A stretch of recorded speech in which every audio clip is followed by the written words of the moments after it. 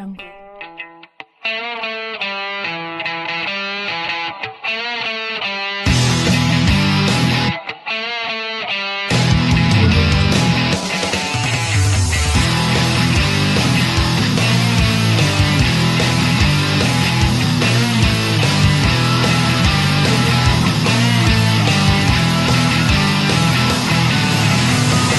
Hello, you are listening to Trump Republic Radio. It is December 30th, 2017.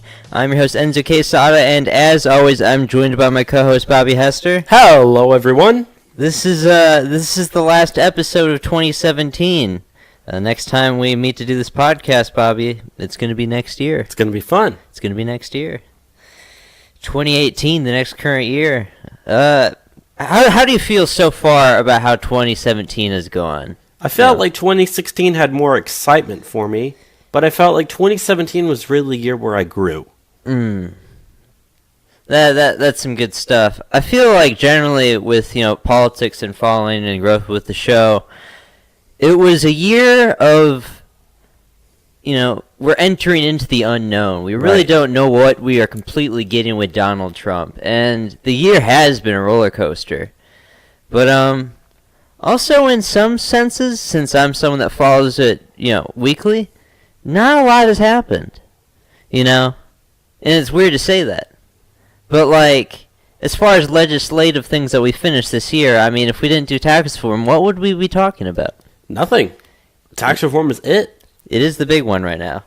But, we're going to get into some more things looking back in this year in review, but let's go into some of the stuff we wanted to talk about at the top of the stack we got here. So the first thing that we have up on the list is FBI Deputy Director Andrew McCabe, who, if you don't know, has been come under some scrutiny recently among Republicans due to some connections that he had to the Clinton email investigation, also his wife's ties to Democratic politics. In fact, his wife, Jill McCabe, she received $500,000 in donations in 2015 from Virginia Governor Terry McAuliffe when she tried to run for office. Did you know that? Yeah, McAuliffe is, real good friends with Hillary Clinton. Yeah, so anyways, the news that's broke this week is the fact that he is expected to retire from the FBI early next year. They said by March, specifically. And he's also connected with those anti-Trump texts. Yes. The ones between Peter Strzok and who was it? Was it his girlfriend or his wife or his mistress? I think it was his mistress. His mistress? It was they're cheating on each other. And his mistress was also part of the Mueller team as well. Yeah, and they were saying how, because Comey was getting taken out, or they were talking about how there's a way that we can stop Trump from being president, and, now that McCabe is at the head of, the FBI, because Comey got taken out. Because if, you don't understand the whole picture, Comey used to be Andrew McCabe's boss. So, they had some close ties, and these things kind of continued afterwards, after Comey got taken out. Even though we thought we took out the source of a lot of the stuff that we don't like, it's still very thick with the bias. The swamp is big. And it runs very deep. So, he's going to be retiring this next year. There's only one problem I have with him waiting to retire. What?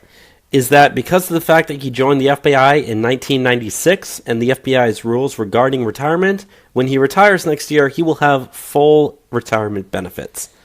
So he's holding on just so he can get his benefits. Otherwise, he'd probably be gone already. Yeah, which I guess is a very principled stance to take if you're really principled in getting that pension. Hey, as long as he's not lying, worst case scenario, we got 3 months left of this guy.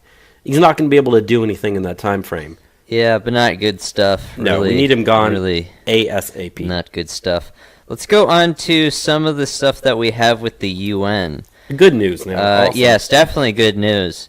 Nikki Haley, our U.S. ambassador to the United Nations, which I'm not a big fan personally. No, I don't really like her that much. But she has done some good things this week, and she announced that the U.S. is planning to cut $285 million from fiscal year 18 to 19 towards the UN's operating budget.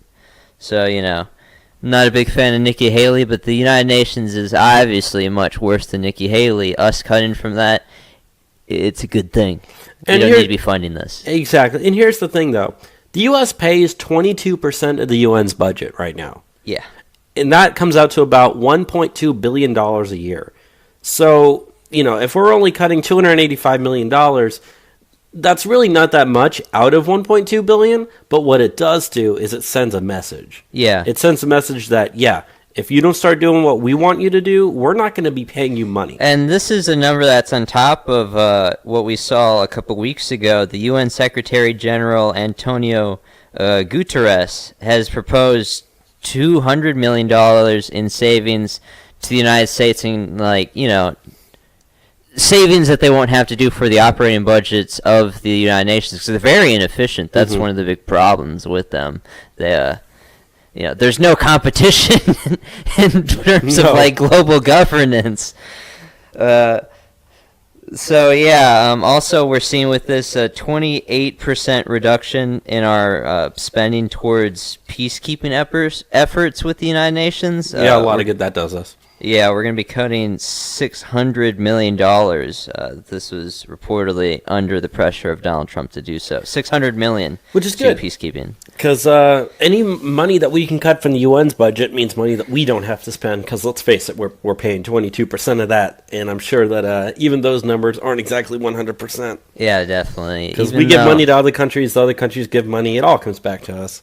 This isn't big money totals, but hey, we don't need to be giving these people money. But, they say the source of a lot of this animus that Nikki Haley's been coming after the United Nations is because of the vote on Jerusalem, where they, annulled the moving of the capital to Jerusalem in Israel. It's our embassy. We can move it wherever the hell we want. That vote went 128-9, against, with 35 states abstaining, which 5 of those are part of the European Union that abstain. So, I don't know. I don't like all this Israel stuff, but if Nikki Haley's going to use it to cut some funding to the United Nations, I'm happy as can be. There's always a silver lining somewhere, isn't there? Yeah. Let's go on to the next thing. This is something that Trump set up over the weekend to help the people that have been watching him while he's been in Mar-a-Lago for the holidays, because of Christmas and whatnot. He set up an entire special Christmas spread for all the Secret Service, all the military officers, and all the Palm Beach County sheriffs that had to stay there to protect Trump over the Christmas time because, they couldn't be with their families. They're protecting the president. So, he gave them their own special spread, all dedicated for them. Trump paid all of it. It was turkey, and he also had a dessert buffet. I also heard that he said he's opening up his golf course there at Mar-a-Lago to different Secret Service and first responders and stuff this weekend as well. That sounds like a good reward payoff for having, missed some time with your family. I mean, I bet some of these guys that are, single that work in the Secret Service, they're like, hey, I didn't really have any better plans anyways. This is pretty great to me. Get to play golf for free. And not okay, obviously it's a high-pressure job, you're protecting the president, but in the physical, being around the guy and, working with him, he's obviously not a hard guy to work with. No. He makes it fun. He gives you guys a lot of food. So, good stuff. It really shows how appreciative Trump is of those that serve. And, good stuff. Let's go into something that we saw over the breadth of this year that wasn't actually good news for the most part. But that is Trump administration's first year has set a 40-year high for turnover rates. So, this year, the Trump administration saw 21 of its 61 senior officials resigning, getting fired, or being resigned this year, which is 34% turnover rate for the Trump administration in its first year. To put that in perspective, Barack Obama only had 9%, Bill Clinton only had 11%. We haven't seen numbers like this since Ronald Reagan And he where had around- 17%. Yeah. Well, Reagan in 1982, he had 40% turnover rate. Oh, wow. Yeah. Yeah, so that's pretty bad.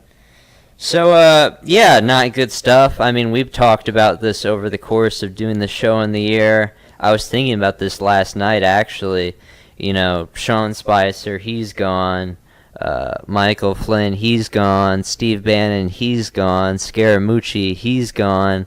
Okay. All guys I don't really hate. Some I actually did like where they were in the administration. So it has been a big problem, this amount of turnover.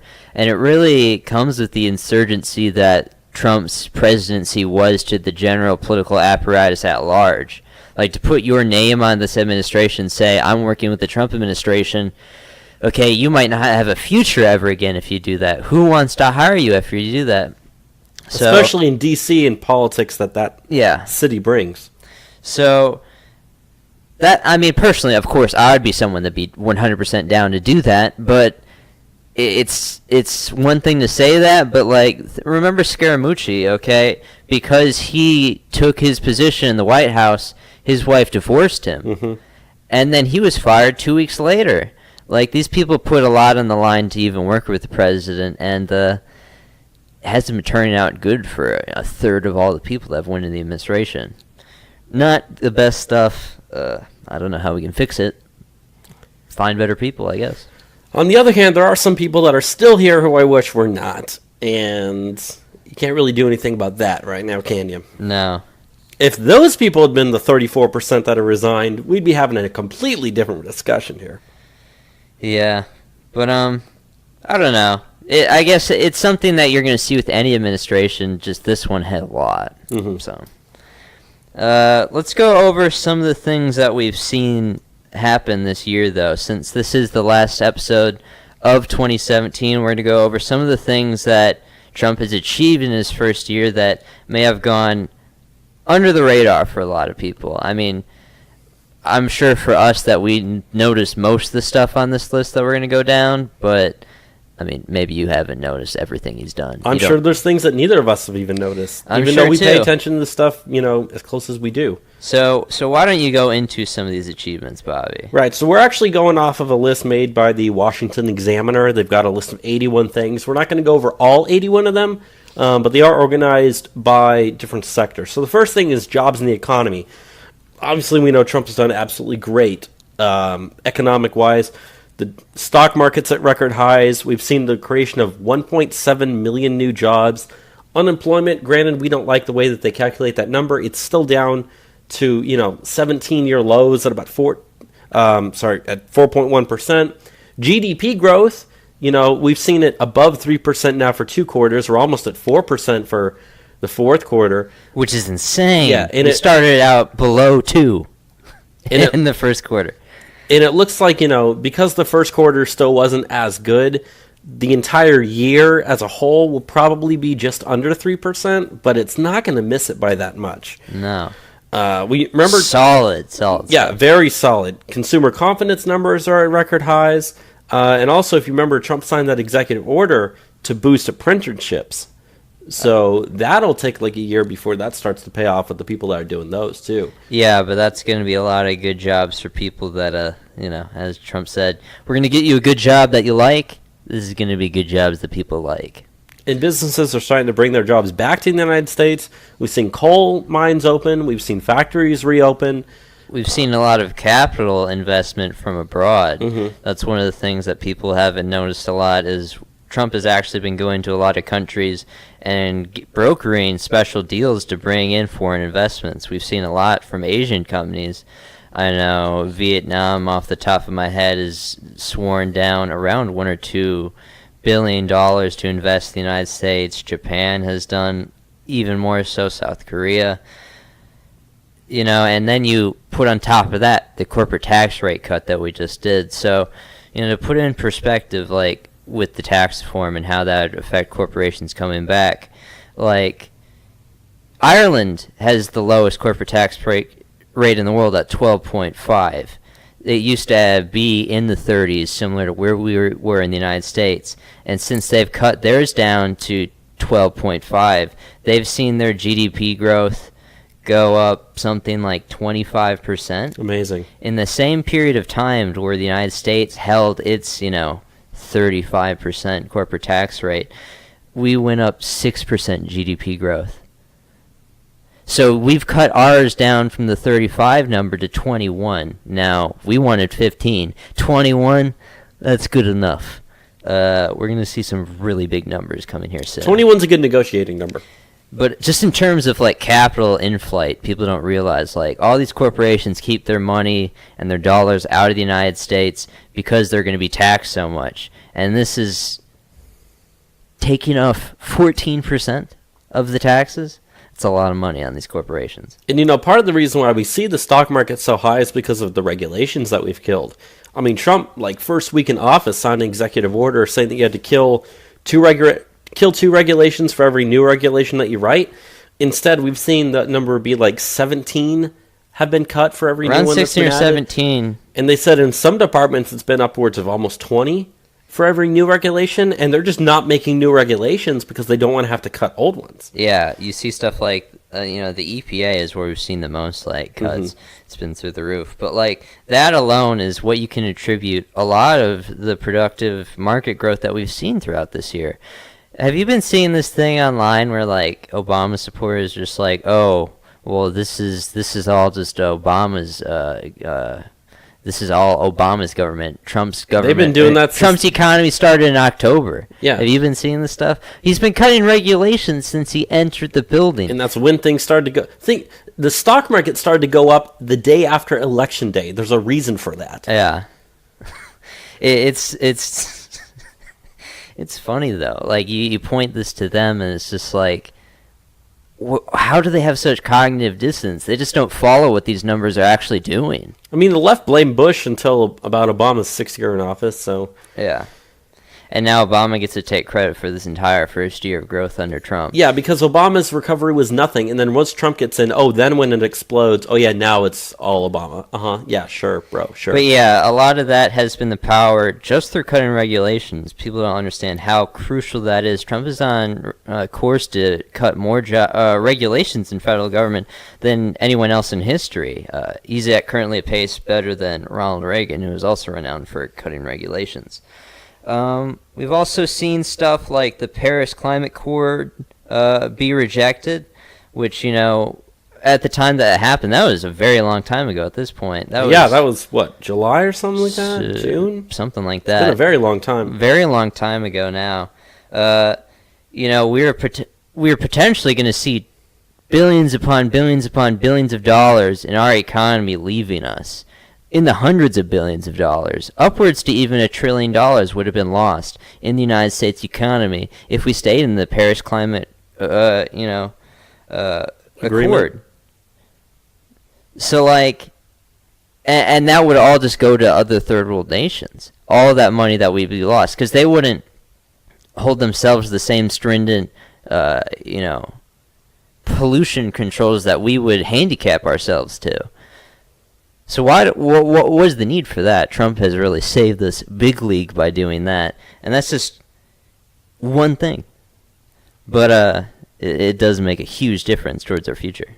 And we also pulled out of the Trans-Pacific Partnership as well. Almost immediately. Almost. I think that was day 1 or day 2 when we did that. Yeah. Which, if we would have done that, we would have seen our trade deficit with a lot of nations in Asia expand, which it's been shrinking, especially our one with China, ever since Trump has gotten into office. We would have seen more jobs go overseas. It would have been a bad deal for us, and he shot that down day 1. And right now, we are working on our renegotiation with NAFTA, and we're playing some heavy hardball with them because we have the economic weight to do that now. And, we haven't really heard any more news come out of those NAFTA renegotiations because, let's face it. They're pretty secretive, too. They're very secretive, but for the most part, they've also kind of stalled a lot, too, which I guess is good because, it focuses on other things at the same time.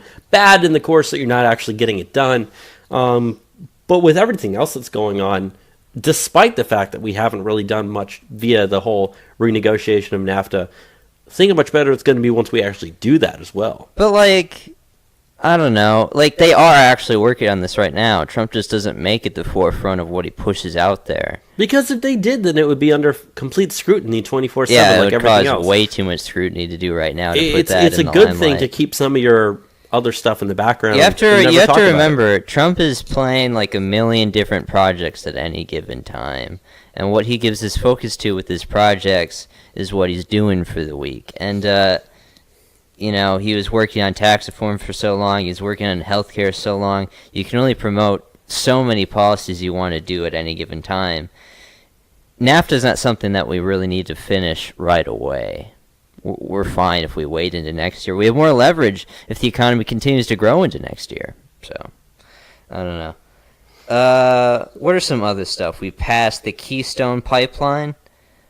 You know, as far as like energy independence in the country, we are energy independent as of now. We've also opened up 77 million more acres in the Gulf of Mexico for drilling as well. Yes. A very, very significant amount of land. And also with the tax reform bill, you know, we were talking about this last week, we've actually opened up a very, like a swamp pretty much, in like an Alaskan Arctic reserve. You know, something like 0.01% of the entire reserve. But there's potentially something like $65 billion worth of oil just right there. And you know, another little thing that Trump did, but it's actually big league stuff. Mm-hmm. Okay, people in Alaska won an oil boom. And you know, one of the forefronts of Trump running was immigration. Yes. And we've made a lot of progress towards the immigration part. I mean, we've already just simply talked about ending things like chain migration. Which We've also we never talked about before. No, I mean you can go out there and you can talk about ending chain migration now. Never used to be able to do that. No one even knew what that stuff was. You know, people are actually waking up in the terms of actually knowing exactly how things are run. People realize just how bad these things actually are. Yeah. And you know, we haven't actually finished building the wall. Obviously, we've got the prototypes done. The prototypes are currently being tested. And once that testing phase is done, then you'll actually be able to. Trump hasn't go through selected that. which wall he wants even yet. That should come pretty soon. I mean, like I said, if you look at the schedule that they set out for the whole construction of the wall, we're still on schedule. Yeah. So all the people complaining about like, oh, why hasn't the wall been built? Blah blah blah. It's like, no, look at what the government said. Trump said, here's the schedule of what we're gonna do. We're following it. And Now, if it's there's no getting wall done. being built in like April, then it's time to like actually get worried. Yeah.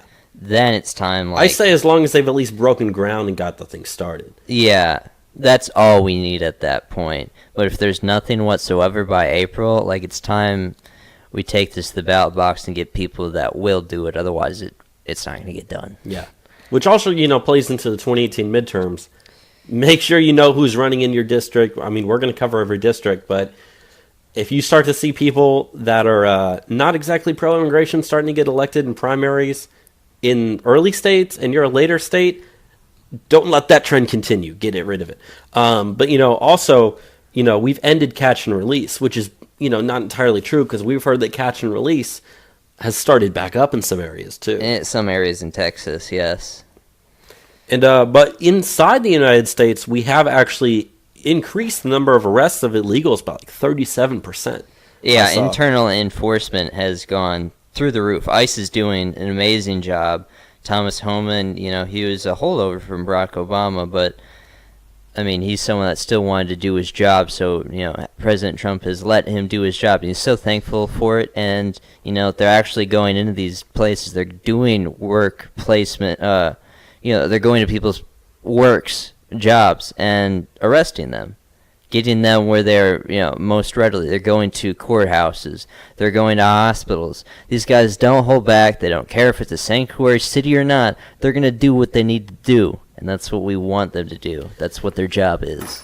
And, you know, in terms of immigration itself, one of the most important stories, we started ending DACA, Yes. which is probably, you know, probably the biggest immigration story of 2017. Yeah, which I'm excited. I am excited to head into 2018 with DACA, you know, pending to die come March.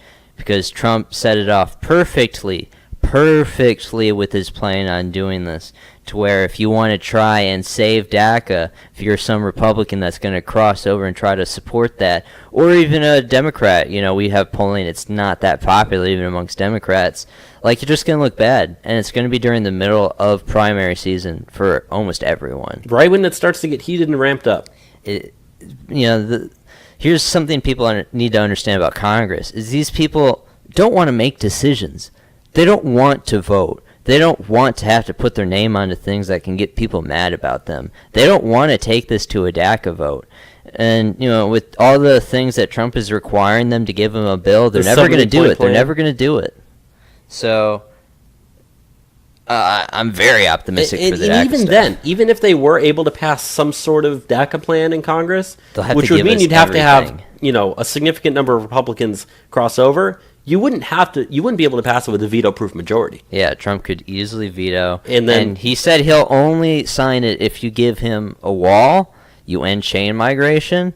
Like, these are things that they don't want to budge on. Yeah, do you think any Democrat wants to trade 700,000, roughly 700,000 DACA people for a complete end of chain migration, enforcement of his travel ban, wall funding, more border patrol, more ICE a decrease in the number of actual immigrants that we're allowing in, cutting that thing in half. Yeah, merit-based immigration moving system. to a merit-based, possibly even moving more towards an English-speaking thing, which is stuff that's covered in the RAISE Act. This is all stuff that, Stephen Miller has been the spearhead on all of this, setting like Trump's putting out what he wants for a DACA deal, because there is no better leverage than these DACA recipients, because it forces the Democrats to have to do something. Okay, they're so afraid to do the government shutdown because they know that would be unpopular, but if they don't do anything, a big part of their base is mad at them. But if they do something, it also looks bad. Like, it's a catch-22, because if they do something, it means they have to give concession to Trump, and they're not allowed to do that to their base. They're not allowed to negotiate with Trump. They would rather not negotiate with Trump and not allow it to happen. With the government shutdown thing, like, the Republicans pretty much got the Democrats in a checkmate situation. Okay, and that's why they didn't do it this Christmas, especially with tax reform happening at the heel end of this year. If we got tax reform passed and then they tried to do the government shutdown around there, it would make them look real bad. Mm-hmm. So this DACA stuff is fun. I'm excited for next year. But we also ended DAPA, the Deferred Action for Parents of which is also hundreds of thousands of illegal aliens. And that one, there was really no negotiation. It was like, it's over, we're ending it. Yeah. Goodbye. So the parents, they're gone. Mm-hmm. The kids, they currently have that 2-year extension or something. Are you talking about DACA? When we stopped DACA, we still, for a period of time, allowed them to take a renewal. Right, because the way that the DACA program worked was that when you sign on to it, you're there for 2 years, and then you can renew. But it was an unlimited amount of renewals, right? So it's not. So what Trump said was, when he ended it, he said, I'm giving Congress or whatever 6 months to figure something out, knowing they're not going to do it. But he said, if you're currently on the program, you can finish off. However, you can finish off whatever your thing is. So at maximum, that would be 2 years. And they said, if you're one of the people in it, your current 2 years ends within I think it was before October or something like that. Yeah, it's already passed. Which, like we said, it was already passed. You can sign on for a one-time 2-year extension. We saw only not even half of the people sign back on, which means that by the time, March of 2020 comes around, you'll pretty much see them all gone. In the middle of re-election season. They'll have to be all gone by then. They're all subject to deportation if they are still here. And it will gradually happen. Some people, because every month there's going to be more cut off. So it works really well that way, and we already have all of their information. Mm-hmm. This is all stuff that they gave to the government to do DACA. So we know your phone number, we know where you live, we know where you work. There's going to be some pushback on that because there's people inside the government that want that stuff destroyed before Trump gets his hands on it.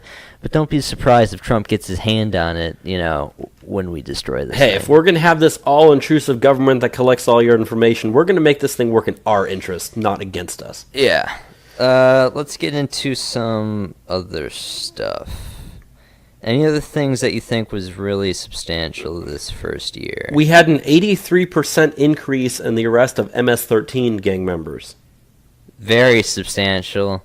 One thing that we can't overlook is Neil Gorsuch is on the Supreme Court. We got him through. He's a very solid. Now we have that solid right-wing conservative majority on the Supreme Court, and Trump's still going to get more Supreme Court judges for us in the future. So good stuff. We also signed a ban on lobbying as well. Yes. For people that are, former members of the government and whatnot. Also saying that, they can't work for foreign governments at all whatsoever. So that, it's a slow but sure drain the swamp process as well. We've also called for a full audit of the Pentagon and all the Pentagon spending. So that's underway currently. I know personally. They're really bad with the If you're going to audit something the size of the Pentagon, that's going to take a while to finish that. So that audit probably won't be done until we'd be lucky to even see it next year. Yeah. So hold your horses on that one right there. But in terms of the sorry, go ahead.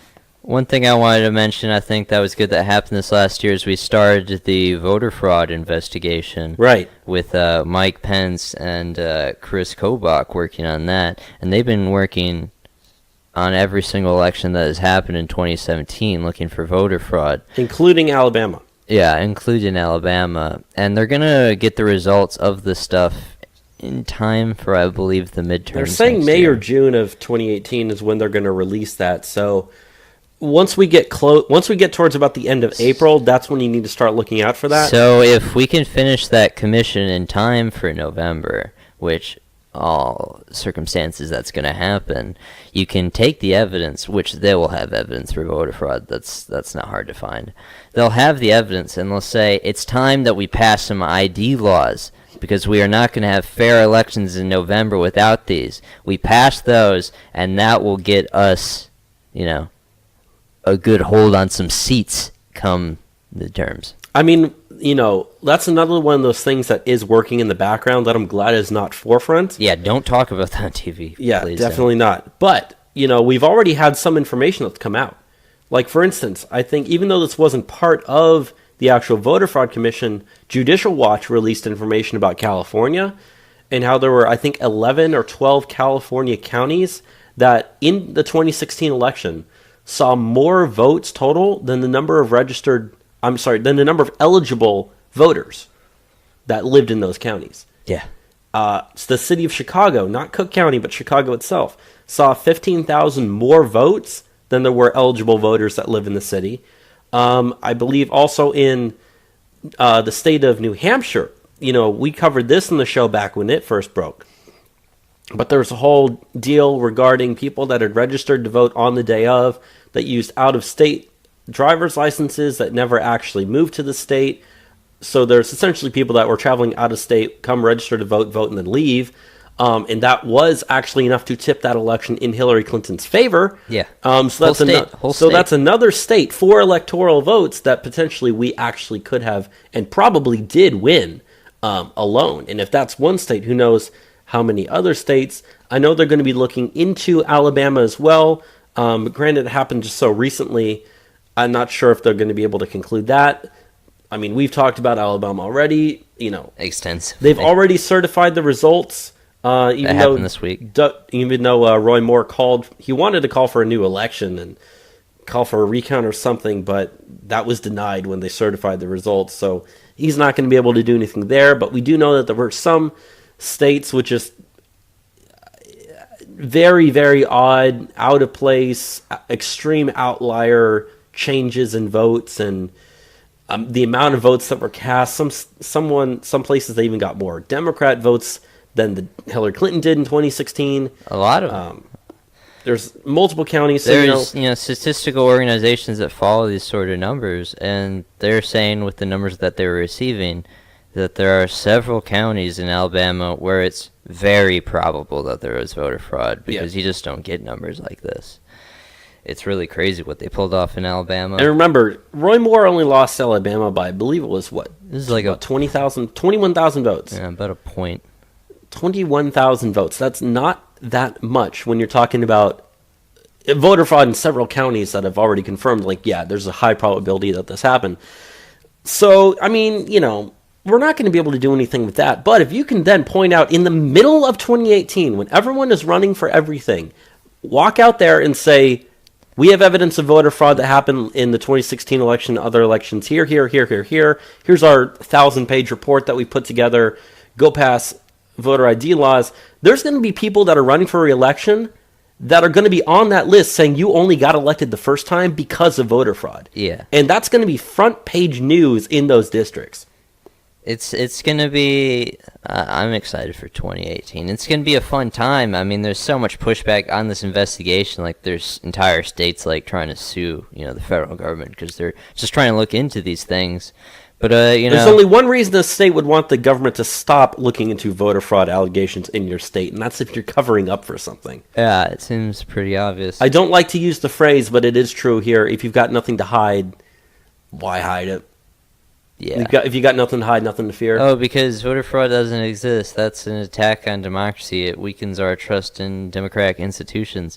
No, not allowing us to audit elections for their results causes distrust in democratic institutions. I'm sorry on that. I want a free and fair election. Let's have some goddamn standards. It's time for some of that, and they'll be hopefully coming next year. But, moving on to some of the other things that we've seen this year, we saw that Trump administration moved to try to, this wasn't something they did early on, but something more recent. They started to try to combat the opioid epidemic a little bit more. I know we've pledged $500 million to fight the opioid crisis, so, I mean... We declared the emergency. I mean, in my opinion, we haven't done enough. Yeah, we definitely have not done to any degree to fight the opioid epidemic. We've done an entire podcast on it in a short little, 30 minutes or so. It's real bad what's going on right now, and people need to know about it. We also saw the Trump administration reinstated and expanded the Mexico City policy, which blocked $9 billion in foreign aid money to be used for abortions. Now, you tend to be more pro-abortion than I am, but at the same time, I think we can agree that foreign aid money should not be used to go towards that in foreign countries. We shouldn't be paying for other people's abortions in other countries. Yeah, most definitely. I don't think the government should be funding that either way, so definitely not Mexican abortions. Now, in terms of veterans, helping veterans, we signed the Veterans Accountability and Whistleblower Protection Act that allows senior officials in the Department of Veterans Affairs to fire failing employees and establish safeguards to protect whistleblowers. So this was a really big thing. I remember when we were talking about when this first happened. This is the system that was in the VA prior to what we did with this new bill. You had to go through 30-day wait periods and check holds before you could get fired. Before you could even fire people, there was this egregious process, and oftentimes when you're waiting these 30 days, they're still working there and they committed some sort of fraudulent offense or whatnot. Now you can just get rid of these people as quick as possible. And also whistleblower protections. So if you see corruption in the VA, you're actually safe to do so without losing, your entire livelihood. Because we've now been able to fire these people immediately, as opposed to getting them 30 days to wreak havoc on someone. So big news. We've also authorized $2.1 billion in additional funds for the Veterans Choice Program. We also created the VA hotline, which we did not have before, and we launched an online access and quality tool that provides veterans with a way to access wait time and quality of care data. So instead of just, you got to go to the VA hospital, you can check around and see, okay, is this really that efficient, and how well are they going to be able to take care of me as well? So modernize it and make it better. Trump campaigned on, taking care of our veterans and, to a large degree, he has done so. So good stuff on that. He's done everything that he can with the power that he has. Yeah, and he's had a lot of support from Congress to do this. One of the few things he's actually had a lot of support on both sides of the aisle. Yeah. Let's talk about some of the military achievements that we saw this year. I think the big one that first comes to mind, both of us, is ISIS is pretty much defeated, 100% in both Syria and Iraq. Trump promised to come in and destroy ISIS quickly, and they criticized him on TV, like, oh, what's your big plan? You keep a secret plan. You don't know anything about the military. Oh, it's a cop-out that you say you just want to leave it to your generals. But Trump did that, and ISIS is defeated. Yeah, ISIS has lost 98% of its territory. Now, I mean, there's still cells in our countries and other countries abroad, but the former state of Syria and Iraq, the former Islamic State of Syria and Iraq is defeated. So, good stuff there. And we've also imposed the travel ban as well. Yes. Needed that so bad. Yes, the travel ban has gone through the Supreme Court. That was one of the, very early on things that we saw in the Trump administration.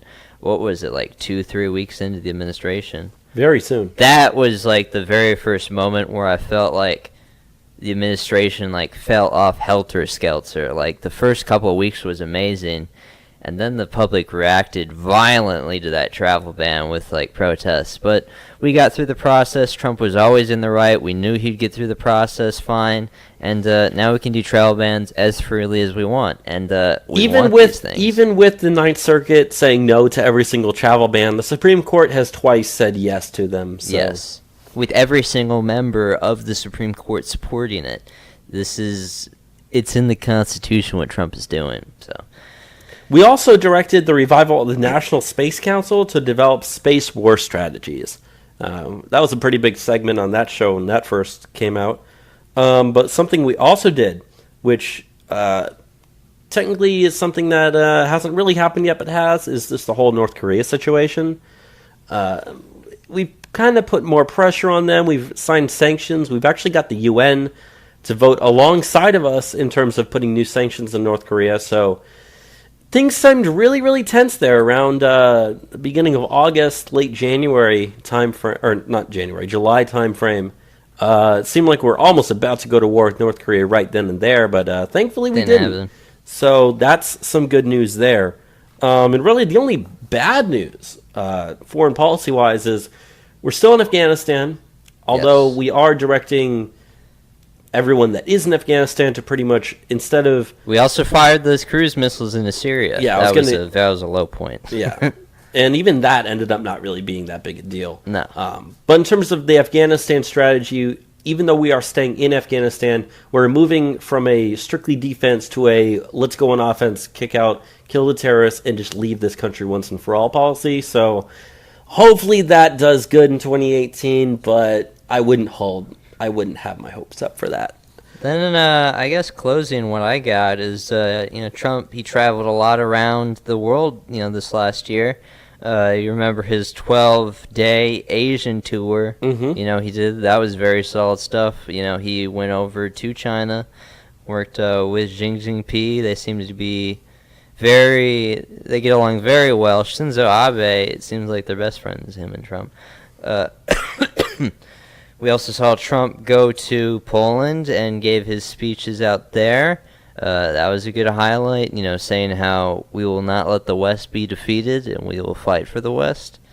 We also saw him meet at the G20 and really carry his weight during the negotiations on the G20, taking it to NATO in its face and saying, hey, you're going to pay your fair share of what you owe us as far as military spending in Europe. And they've fallen in line since doing so.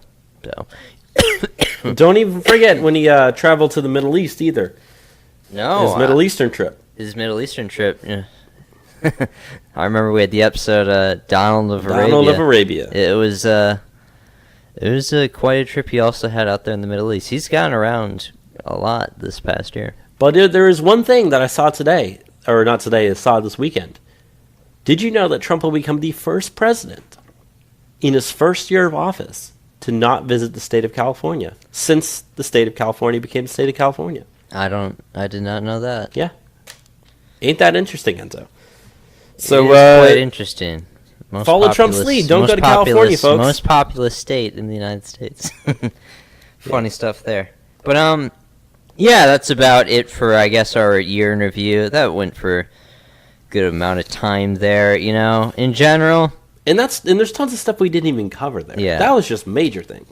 In general, though, I feel very satisfied with this first year in the Trump administration, even though, there's obviously a ton of things that we could have done differently that would have made things go better, and there's still a lot of things that need to be worked on, but honestly, he's turned around a lot of things in this country already, and I'm excited to see what he can do in the next 3 to 7 years. And there's one more thing we didn't cover, and that's even though we didn't get Obamacare repealed, he did sign the executive order saying that people can buy insurance across state lines. Which along part of tax reform, which repeals the individual mandate from Obamacare itself will essentially die on its own next year. And we pulled some, we've pulled, government subsidies for a lot of these Obamacare things, cutting their funding for the future. We've essentially done as much as we can to kill it without actually repealing that legislation. Yeah. Which, we said this when Trump signed that executive order. It would be something that's going to take a year before you start to see any results.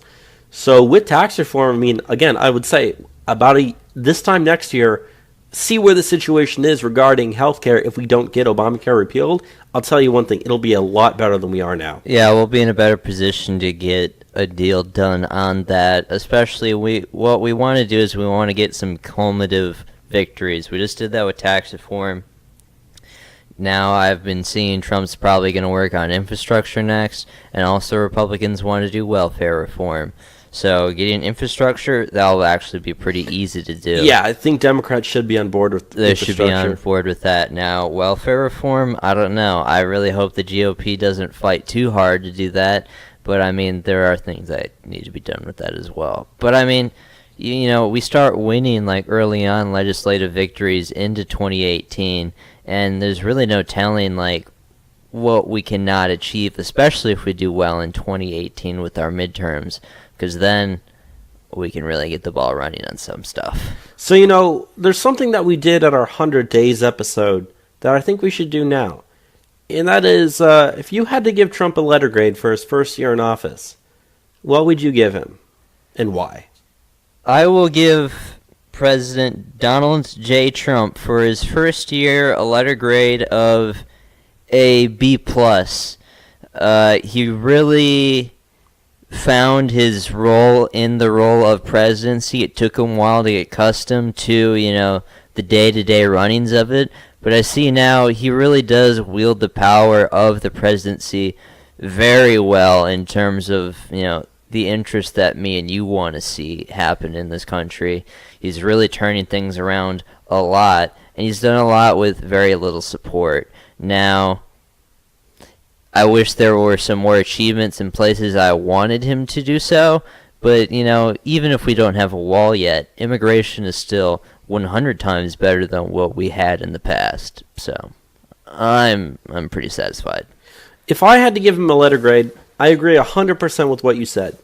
Although I tend to be slightly more optimistic than you are. Because of tax reform, I'm going to give him an A-. If tax reform had failed, it would be a B+ for me. So, maybe even a B. But I'm sticking at A-. And 2018, things are looking up.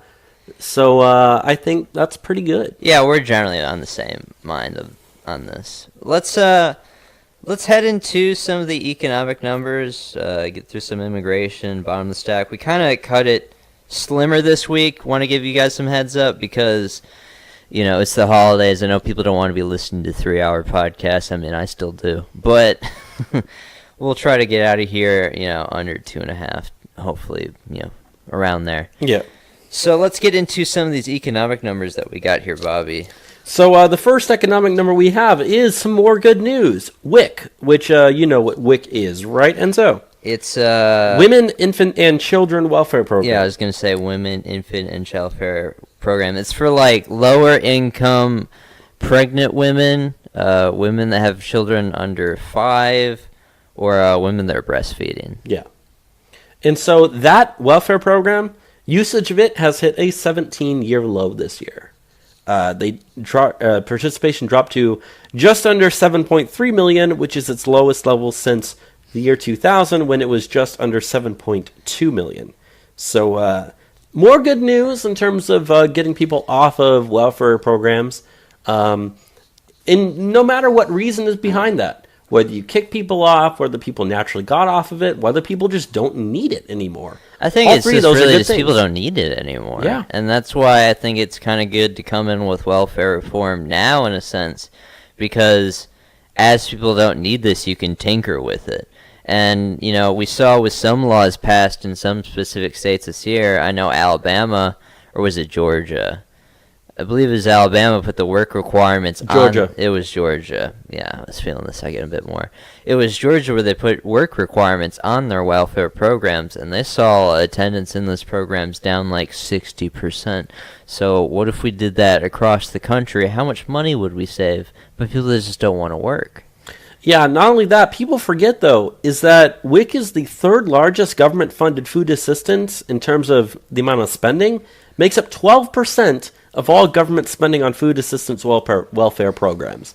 So WIC is something that people don't really talk about, but it's massive, and it's there. And it's good that we have the lowest number of people on it in the last 17 years. So hopefully next year, that'll become the lowest people in 18 years as well. Yeah, definitely.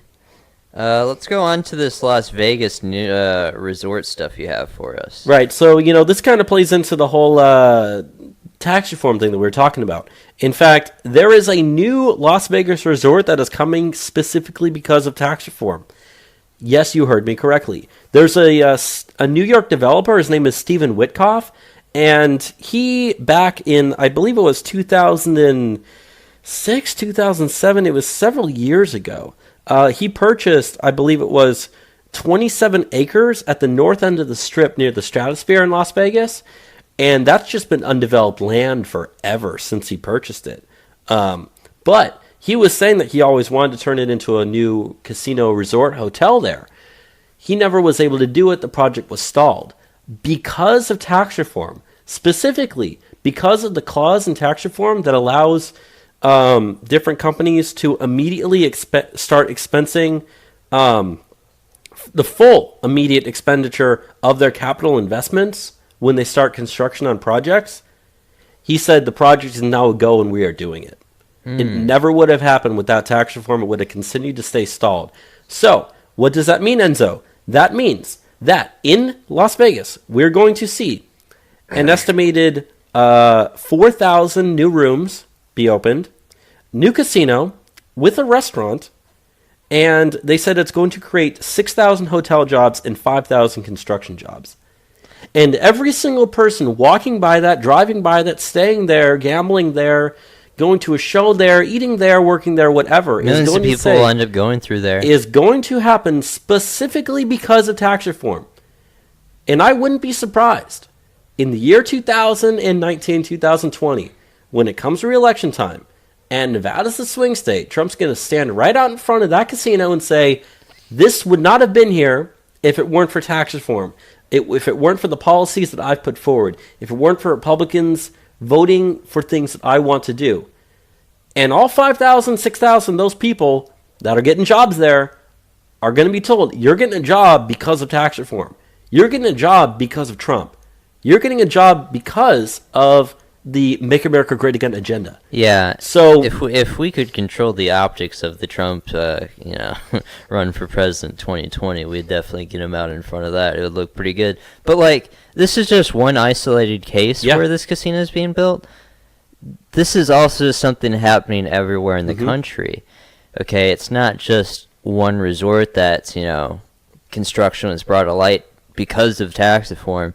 There's a lot of marginal construction jobs that have just gotten the green light because of this. Think of how many jobs have been calculated through that. It's incalculable, but it's going to be a big number. Which kind of makes sense considering they said the next thing they want to move towards is infrastructure. Yeah. It starts to make a lot more sense.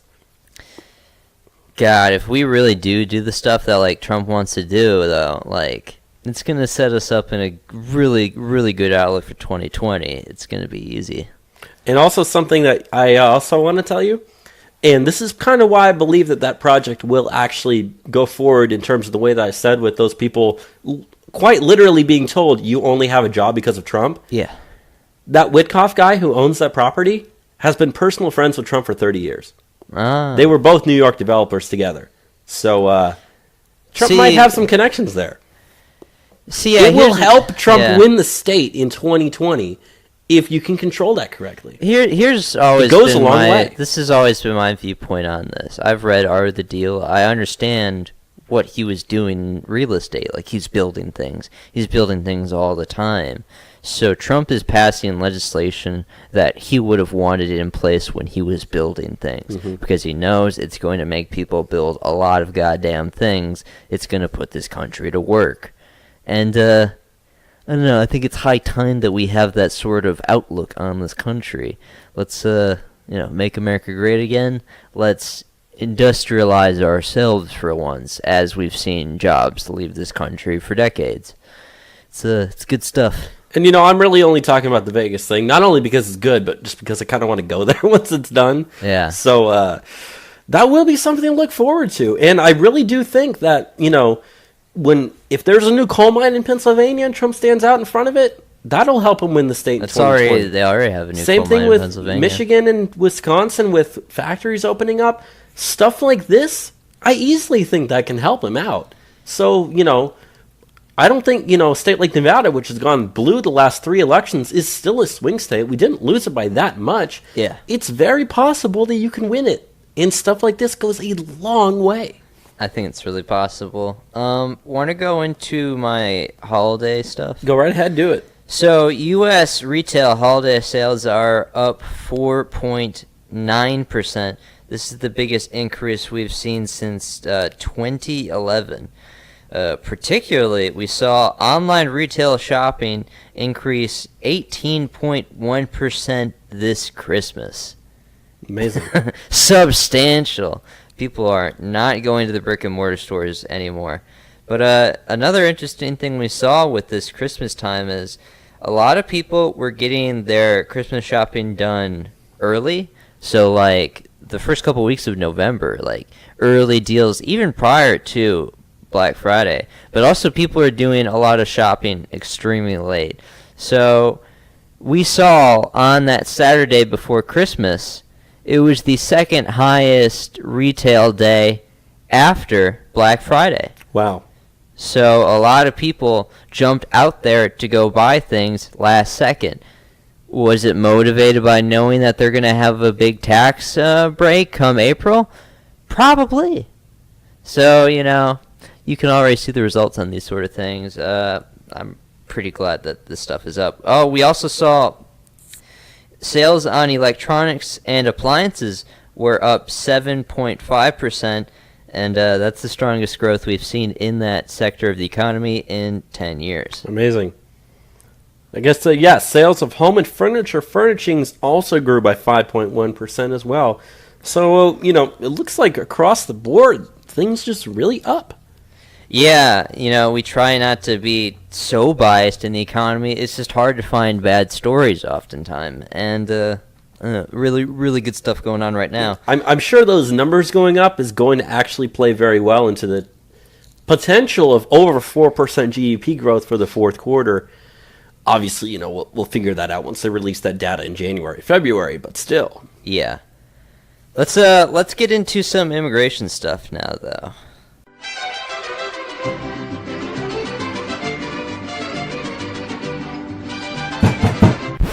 Open the door! Immigration! La migra, vamos, niños! This week in immigration. So, for the first thing with immigration, I thought we'd go into something that's not good that's happening right now. Okay. And that is, Australia is going to be sending some of their migrants our direction. Not good. So, this is a part of a deal that was started under President Barack Obama, where we're agreeing to take around 1,200 refugees from Australia most of these guys come from Afghanistan and Pakistan. Also, some are Rohingya Muslims from. So we're not Burma talking and about Bangladesh. Australians here. No, we're not talking about Australians. These are refugees that they've had come to Australia, and they've kept on remote islands. They're on the islands of Manus and Nauru. They're pretty far from Australia proper, and they say because of like the deteriorating conditions out in those like desert islands that they kept them on, most of these migrants have like severe mental illness, and we're taking all of them. So, you know, and one of these refugees that we're talking about, you know, that Australia has taken. You know, they recently had this incidents where the guy ran his car onto the street in Melbourne, you know. Injured 18 people. And he injured 18 people, and he was a Muslim refugee to Australia. So, you know, we're going to be taking in potentially people that might do that. And now they always, you know, when you see a terrorist attack on TV, they always want to talk about, oh, it's not because of the Islam, this is a mental illness thing. Well, this is a mental illness And thing. it's Islam. And it's Islam. What's the excuse at this point? It's just like, come on, people. This is some stupid stuff. So, yeah, we're going to be taking in 1,200 this upcoming year. We're going to pay for it. Trump isn't happy about it, but there's nothing we can really do so far. We've already taken in about 254 of these migrants from Australia. So we'll have to see where that goes. You know, I think we should actually take Australia's advice here. We should take refugees that we do take in, and we should put them on islands. Remote I islands. think the island we should put them in is Hawaii. Hawaii. For one simple reason. Hawaii hasn't taken in any refugees. They don't. There's been 0 that have been relocated there. And yet, one of the district judges from Hawaii is the one who ruled against the travel ban. Well, the funny thing about Hawaii is, like, okay, we talk about xenophobia in the United States. Like, Yeah. Hawaii in particular is actually a very xenophobic place. Like, they don't want people moving there whatsoever, even Americans. So, like, the idea that these people would put up with, like, thousands of refugees going there, like, that wouldn't happen. But, you know. That would become a red state quick. Yeah, they would be mad. We should be putting our refugees in Massachusetts and Vermont and Connecticut and Rhode Island and Delaware and Maryland. But you know and- what? Yeah. But you know where we actually do, like, ended up sending them? Is like Spot. Idaho. It's like Idaho. It's like Kentucky. It's like the most reddest of places. Like, you could see a direct correlation with where Obama was placing refugees and who went for Mitt Romney in 2012. Yeah, they did that on purpose, too. Yeah, they do it to punish these people. And I say we should do the same thing, except the exact opposite way. Find cities that voted 80% for Clinton and stick them there.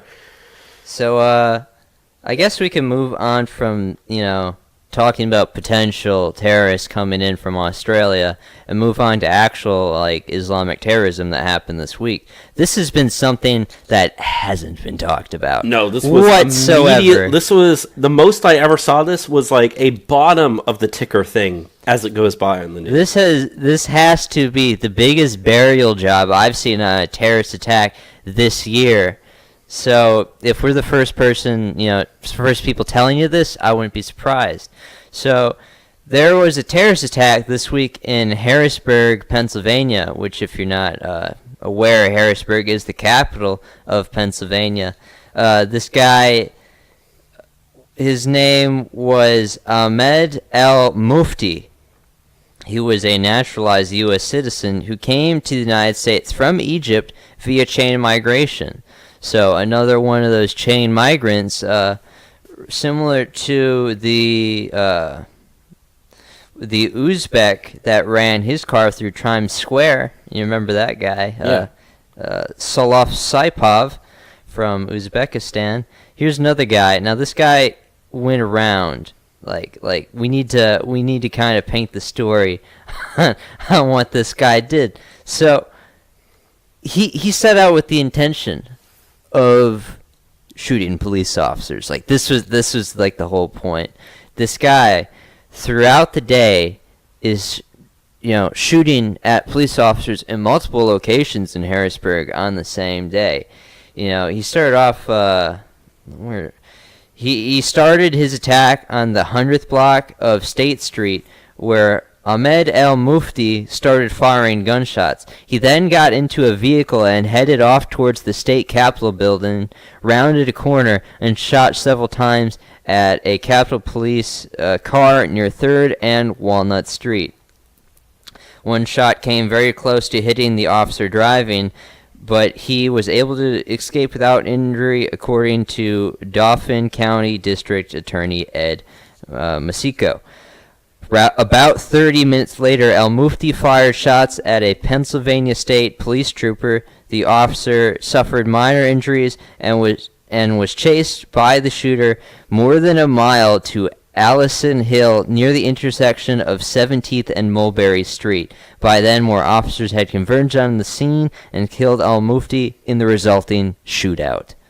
So this guy had a very active day. Yeah. Like, he planned this out very well.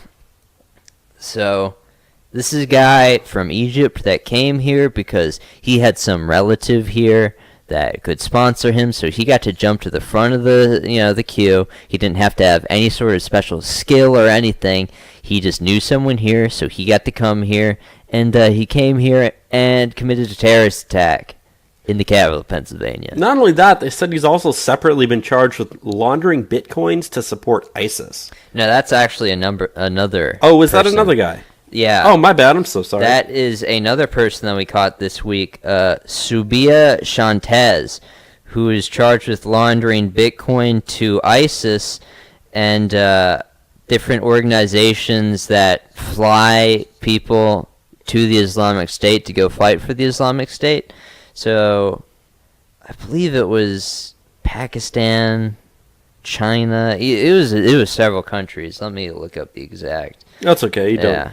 He was funding people to go fight for the Islamic And I guess it says that that Zubia Shanaz dude came here on a F-43 visa, which is only available to the children of F-41 visa holders who were sponsored by other family members, meaning chain migrants. So Yes. he was the son of a chain migrant, was that guy, who also got caught And he doing was some bad things this year. And we didn't mention it. He was from Pakistan. He was funding people in Pakistan, China, and Turkey to go fight in Syria and join ISIS. Yeah. Not sending their best. Not sending their best. We need to end chain migration real bad. But talking about, immigration, let's talk about some more bad stuff with immigration. And that is California Governor, Brown out there. He's pardoning immigrants who are about to be deported. That's right. He's pardoning 2 immigrants. Those 2 immigrants were Mani Neth of Modesto, California, and Ratanek Kong of Davis, California. Not Hispanic. They were both Asian, but they're illegal immigrants. Kong was convicted of a felony joyriding in 2003 at age 25, sentenced to a year in jail. Neth was convicted of a felony weapons charge with a gang enhancement and a misdemeanor charge of receiving stolen property with the value of $400 or less back in 1995. Both of them came here to flee the Khmer Rouge regime, which I guess is from whatever country. Cambodia. Cambodia and Vietnam. But they said that a federal judge issued a temporary restraining order last week. So they were about to be deported, and because of that restraining order, it delayed their departure. Well, now California Governor Jerry Brown is using his powers to just wipe it away, and he's pardoning them. And this is another thing that this spurred me when we were talking about this to bring up. 2 days ago, New York Governor Andrew Cuomo did a similar thing where he pardoned 18 illegal aliens who were up for deportation. The majority who had received,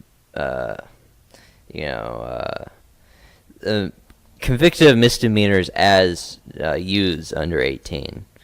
So have fun with that, I guess. Yeah, I mean, if you want to keep these people around in your states, go right ahead. You But just don't keep them in my country. Keep him in California, keep him in New York, just keep it away from me. But yeah, not good stuff. And what's also not good is we've got some data out on just how many anchor babies there actually are in the United States. Yes. Now, I believe this number is actually a little too low. I but think it's too low as well, but even then, it's still too high. it's the number that they're going with this. So, we both know the number, obviously, so I can't play the guessing game, so I'll just tell you. 4.5 million is the number of anchor babies that are estimated to be in the United States by the Congressional Budget Office. So, those are the ones that are immediately granted citizenship upon birth. Yes.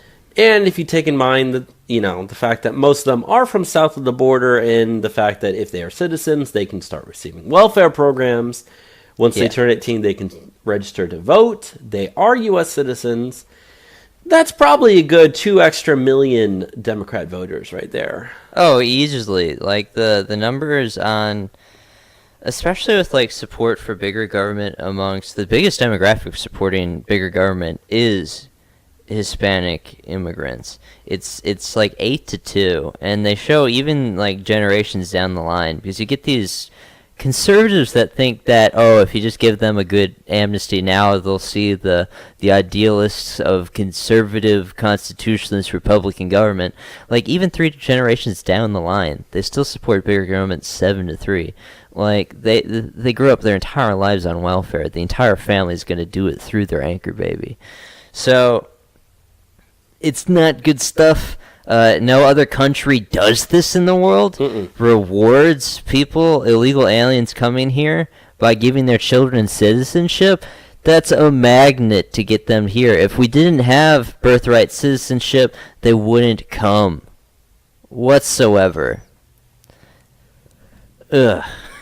And this used to not be like a controversial thing. Like Democrats used to be against this too. And If you go back to the 90s. I mean, I was going to say, and Steve King, Representative Steve King, he actually has legislation to end birthright citizenship, but it hasn't made its way out of committee.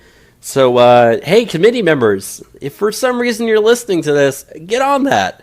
But no, here's something that's also worth pointing out, and that's if Trump is not able to get anything done regarding immigration at all, there's an estimated, in the next 10 years, 600,000 more anchor babies will be born in the U.S. 600,000. On top of the 4.5 million that are already here. Which is probably a low number. Yeah. How the thing that's really like hard to do is like, how do you get the exact numbers on people that, they call them undocumented for a reason? We just don't know anything about these people whatsoever. We mostly know it because they're born in hospitals. Yeah. If you're not actually born in the hospital, there's no way we're going to know. But can the hospitals require these people to give up their immigration status? And that's a question that is answered through courts that have argued it both ways. Because they don't do that in most hospitals. Most hospitals, you come in, the only thing they ask is if you have insurance. Yeah. Which if you're not covered, like they'll still They still can't do deny it. you They service can't if you deny walk you in there. service.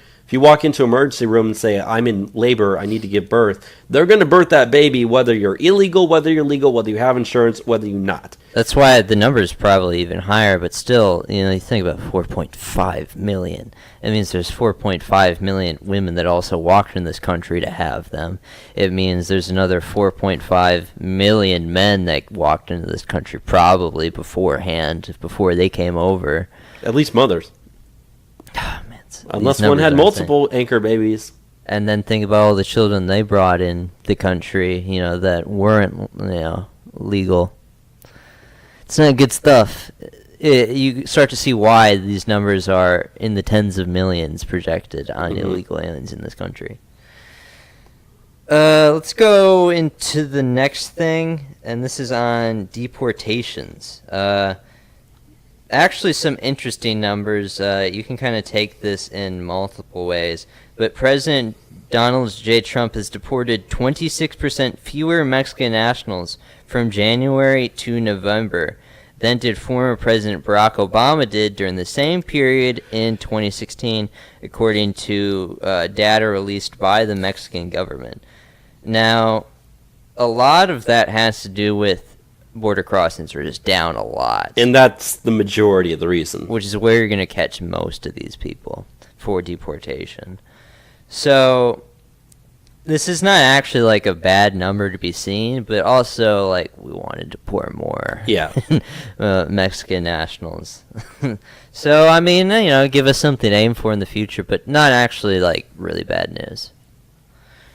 Just kind of you gotta look at it from like multiple perspectives. But considering that the arrests of all immigrants from every country in the U.S. illegally are up 30% this year, the fact that majority of those probably aren't from Mexico. I mean, let's face it, that's probably the truth.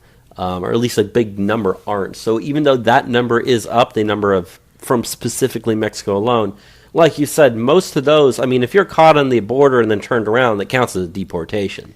Yeah. So if you have less people crossing, you're going to have less people there. But if you step up your enforcement inside the border of people that are living here, a lot of them aren't from Mexico. A lot of them are visa overstays. As far Visa as overstays tend to not always be from Mexico either. So as far as like our illegal alien problem in this country, you can be safe to say Mexico contributes around 60 or 70% Yeah. of all of them. So, putting blame on Mexico is due. It is a big problem with them. But yeah, the exact numbers are we deported 100,000 Mexican nationals this year and 205,000 last year. So, well, considering that border crossings for the first 7 or 8 months of the year were down it's like a 60 to 4-decade low. 70%, it makes sense that you'd have, only 75% of the deportations you had the year before.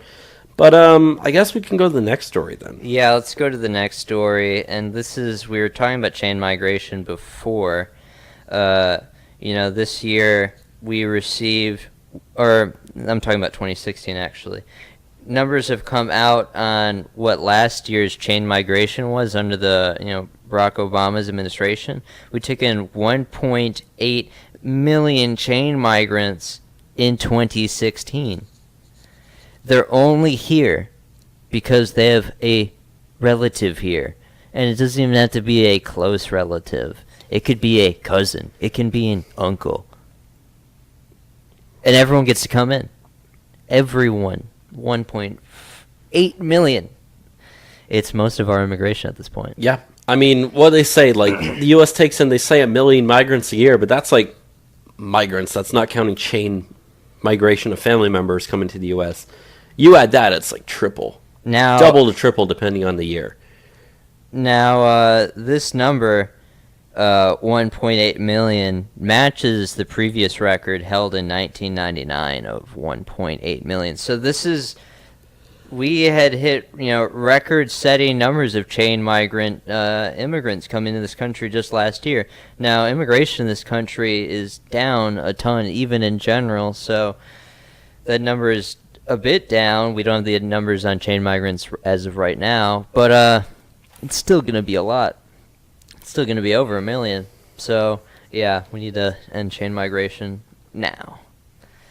Let's get into the last thing, which is some good news, although I have some hesitancy about, and that is Trump is using an executive order to hire 5,000 more Border Patrol agents for the upcoming fiscal year. To accelerate the hires, the federal government on November 17th awarded a massive 5-year, $297 million contract to a division of Accenture. Accenture was also responsible for hiring 2,000 customs officers and 500 agents of the Office of Air and Marine Operations. So, not all of this even goes to Border Patrol, but Border Patrol hiring is the focus of all of this efforts. Good stuff. Obviously, we need more people out there. The problem is just they're losing people in the Border Patrol faster than they're even able to hire them at this point. We've talked about this many times on the show. It's just hard to get people to want to go do it. It's a dangerous job. You need to speak Spanish. You have to go live out on the border, which, do you want to go live out in the middle of nowhere in New Mexico so you can watch the border? It's rough on people. And a lot of people that are in the Border Patrol like to use it as a platform to go work somewhere else in the government. So they get people that leave quite often.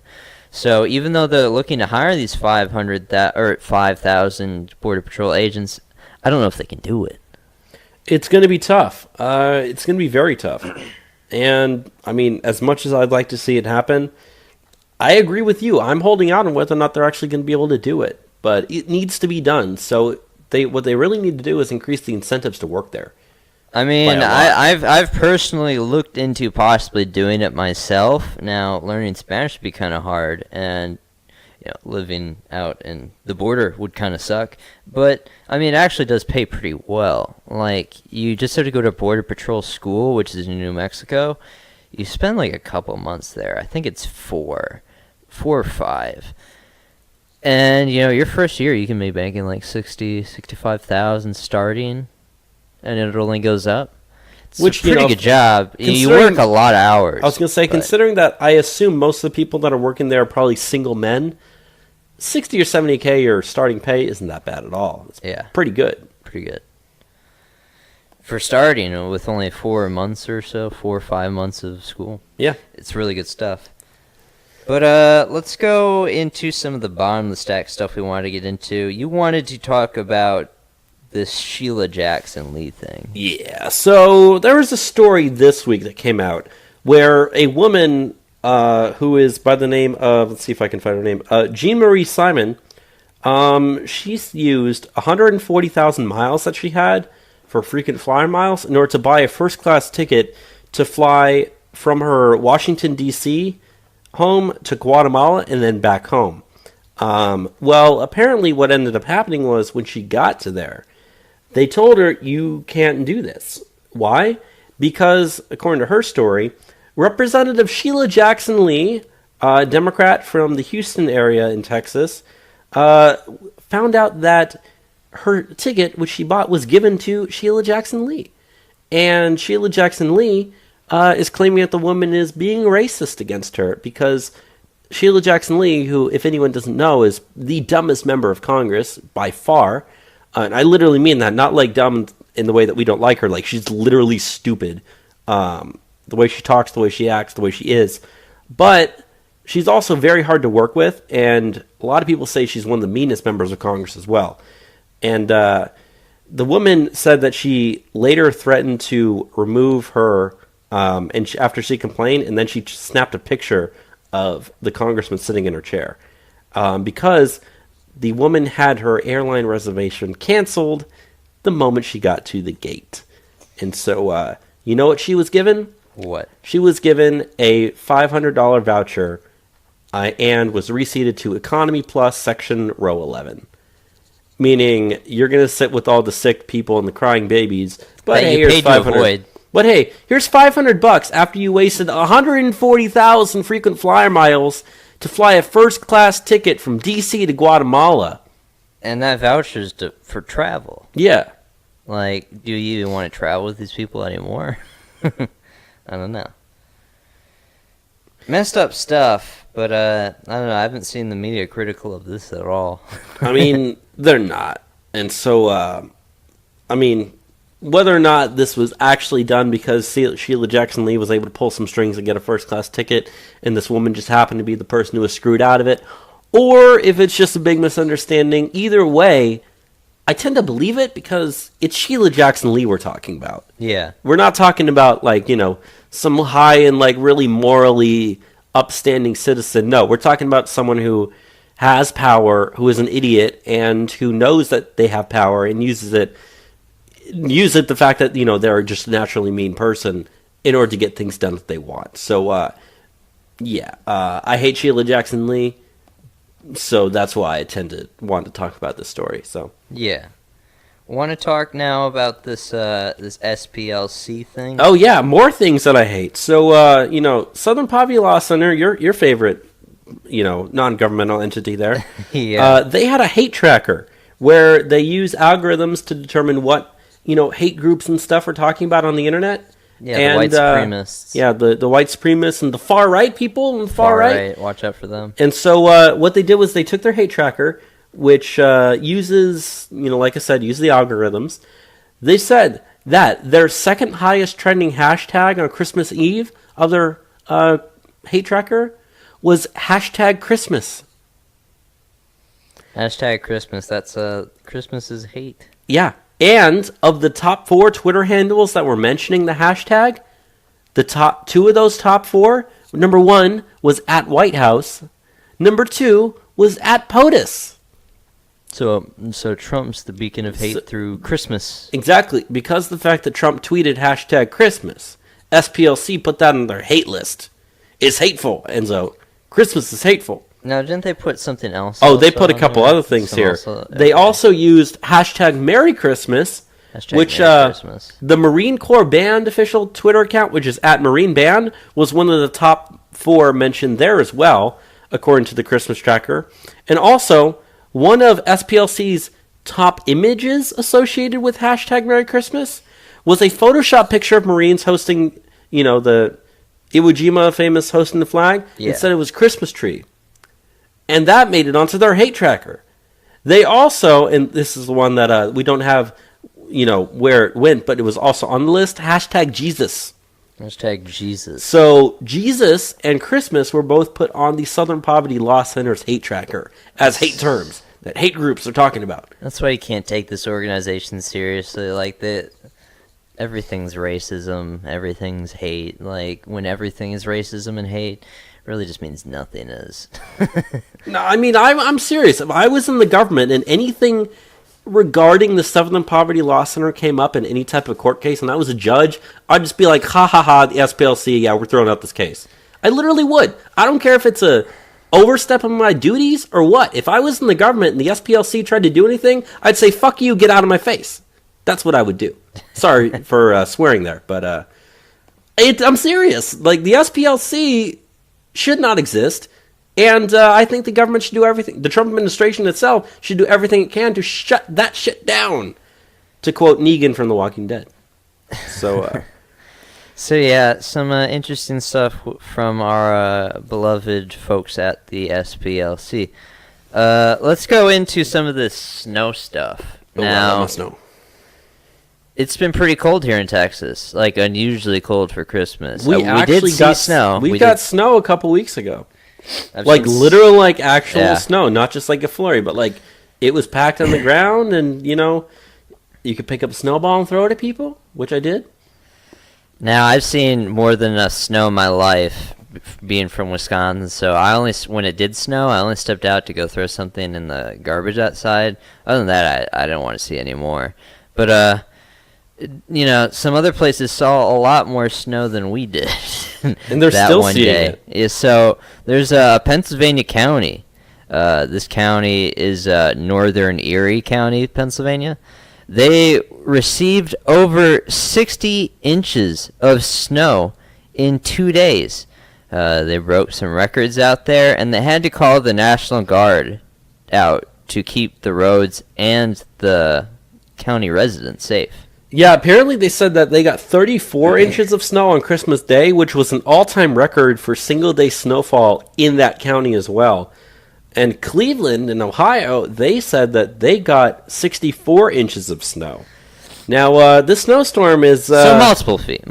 Yeah, multiple feet of snow. So, the North, especially the Northeast, gets snowfall every year. There's nothing special about that. But this snowstorm is one of the worst in a long, long time. Not only that, but the low temperatures that are coming with it as well. So there's another thing here I want to touch on in Minnesota. They set a recent, I believe this is a record. Yeah, it's the coldest record that they have since 1924. It reached minus 37 in International Falls, Minnesota, which, if you don't know where International Falls is, it's north, more towards Canada. Isn't it on the border? I believe so. It's I believe it's because I'm pretty sure I've been there. It's on like Lake Michigan, or not Michigan, Superior. Yeah. It's on Superior near Canada. It's like that top tip of Minnesota. But anyways, the reason why we want to bring that up is because also New York City is expecting this to be possibly the coldest New Year's Eve on record. They said that in Times Square, it might get down into the negative digits during like their New Year's Eve celebration that they have every year.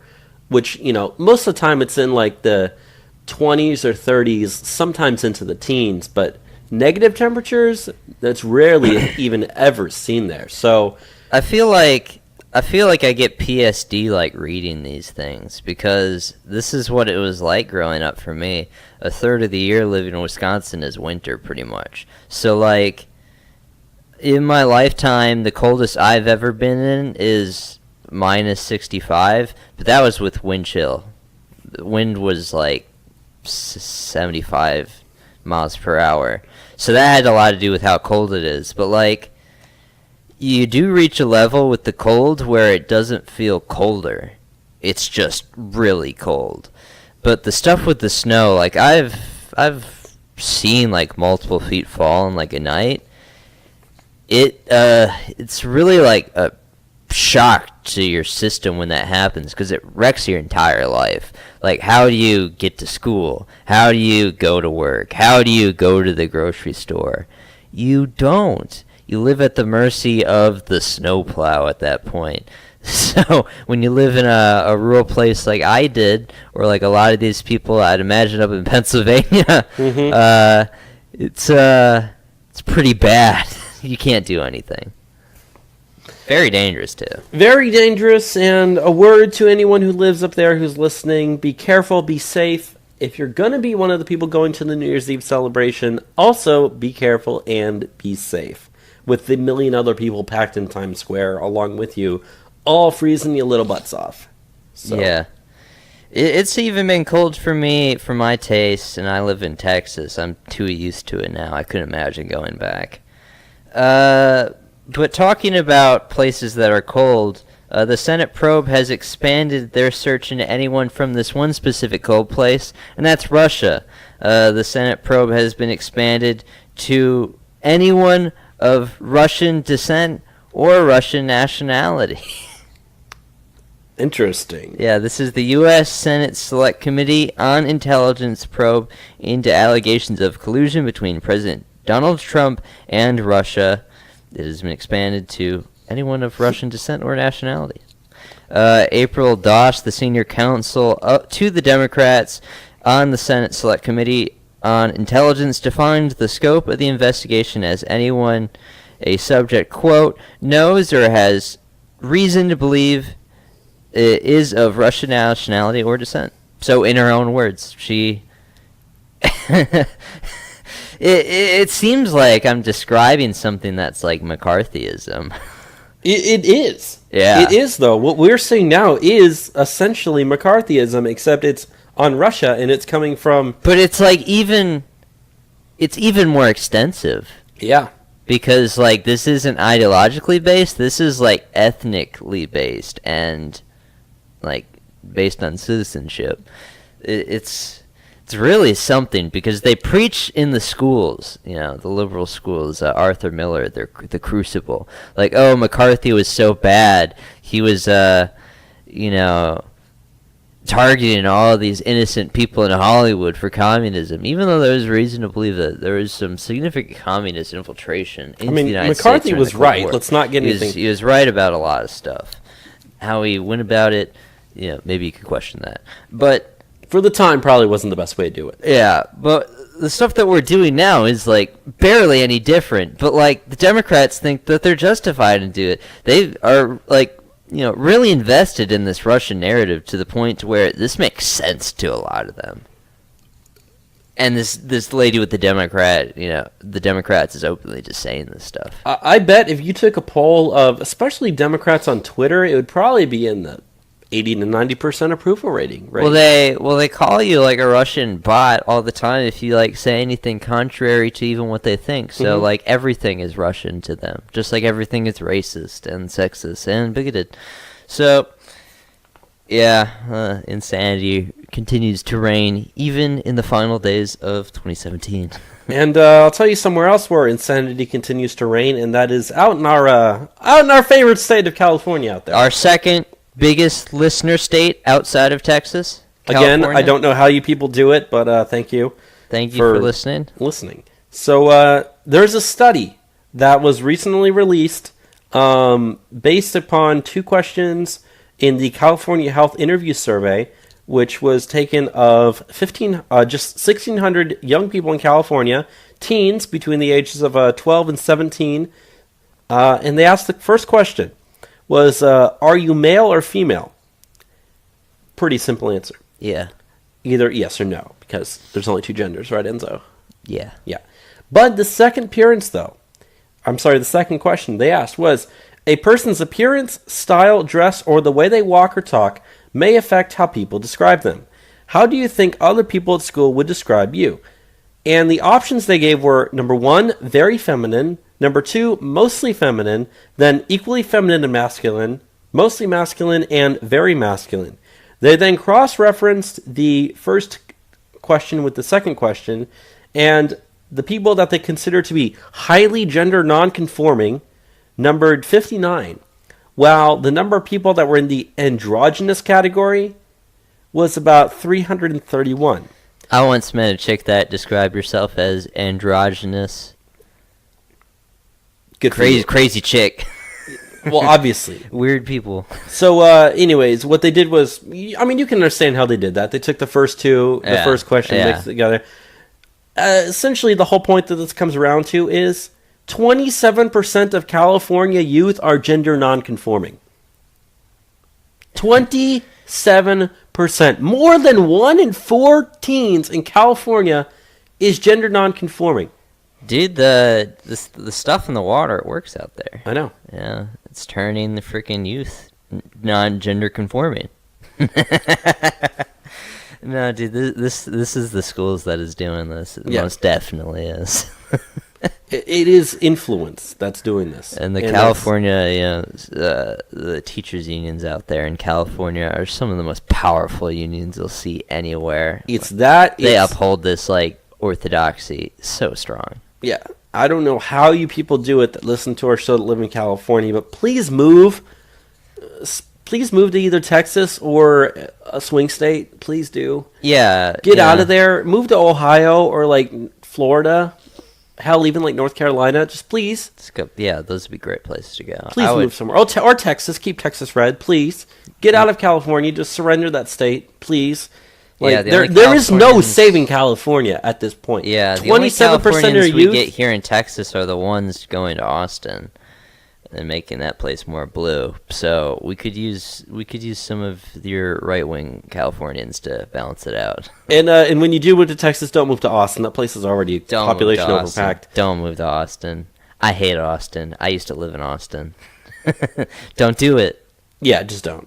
But so some not good news coming out of our second favorite state out there. So yeah. With that, let's go into some current year college craziness for the end of the year.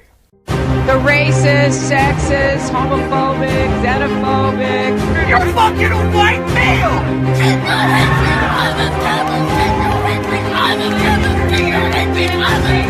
The assumption that women are naturally better caregivers is part of patriarchy.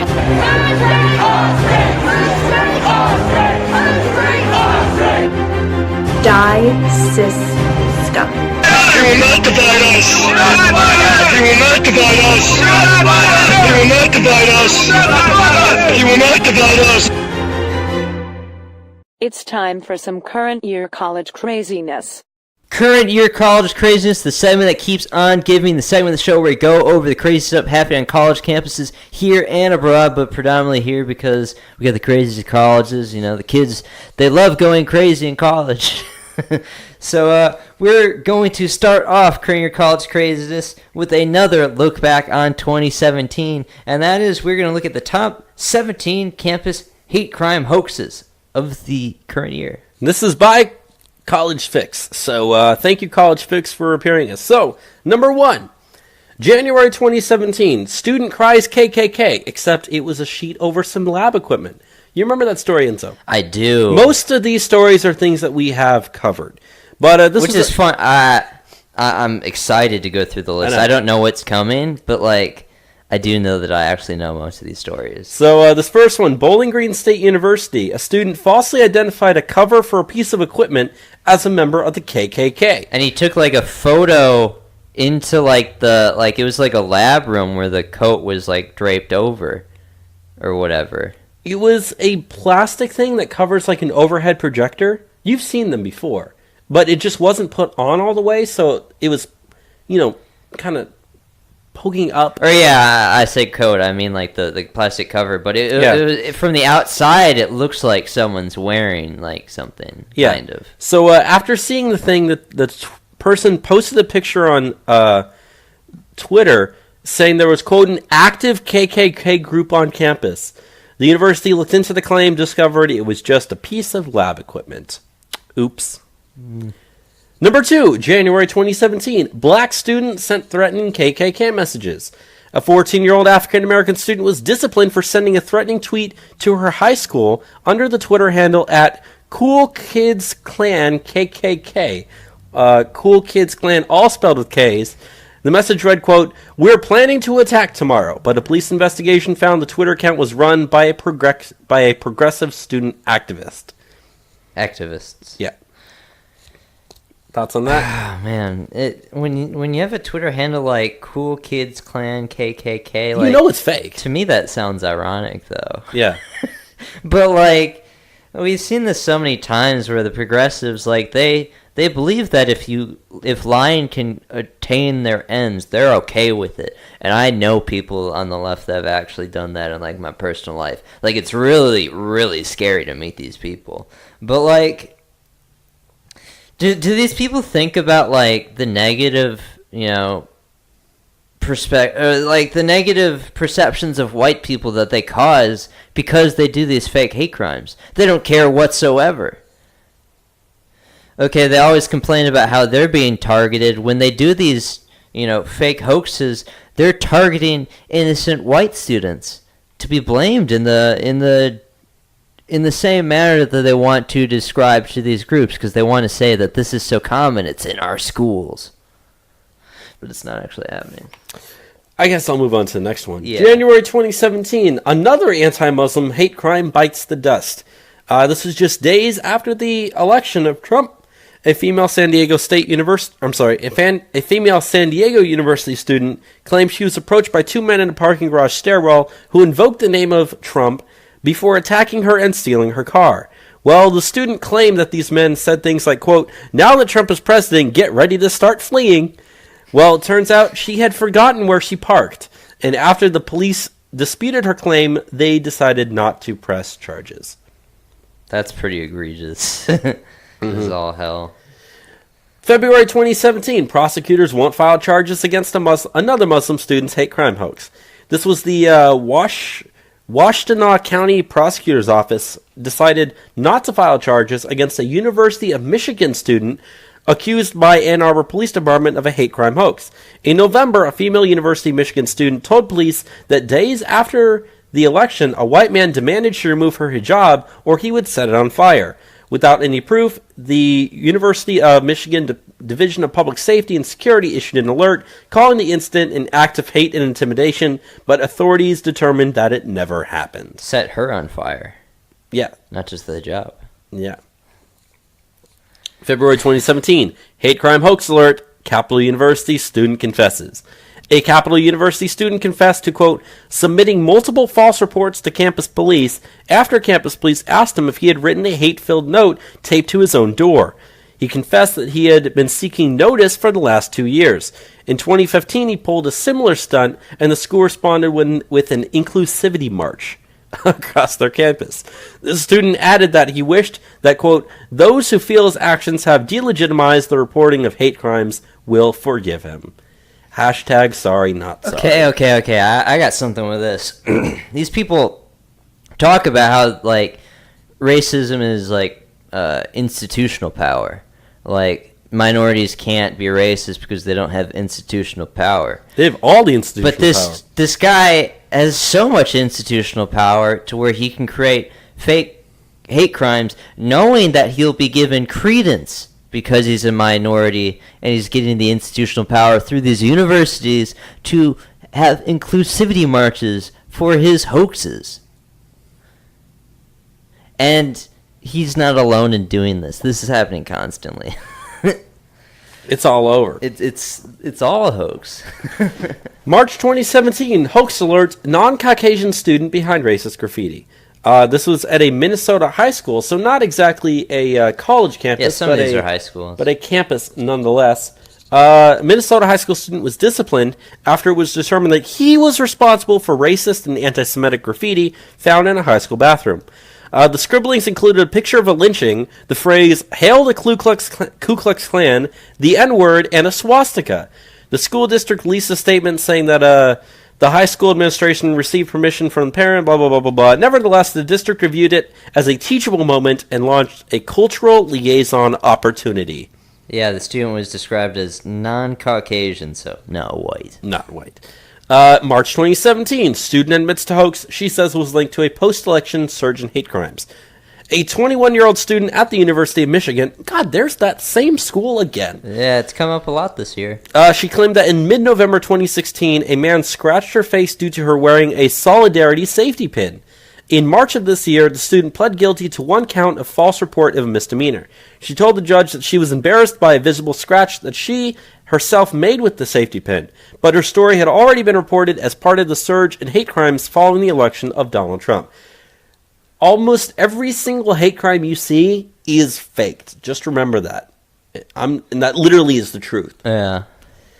March 2017. I'm not going to read all these in terms of the paragraphs, but I'm going to read the headlines here. Go over some headlines, yeah. March 2017. Report illegal aliens. America is a white nation. Posters hung by liberal students.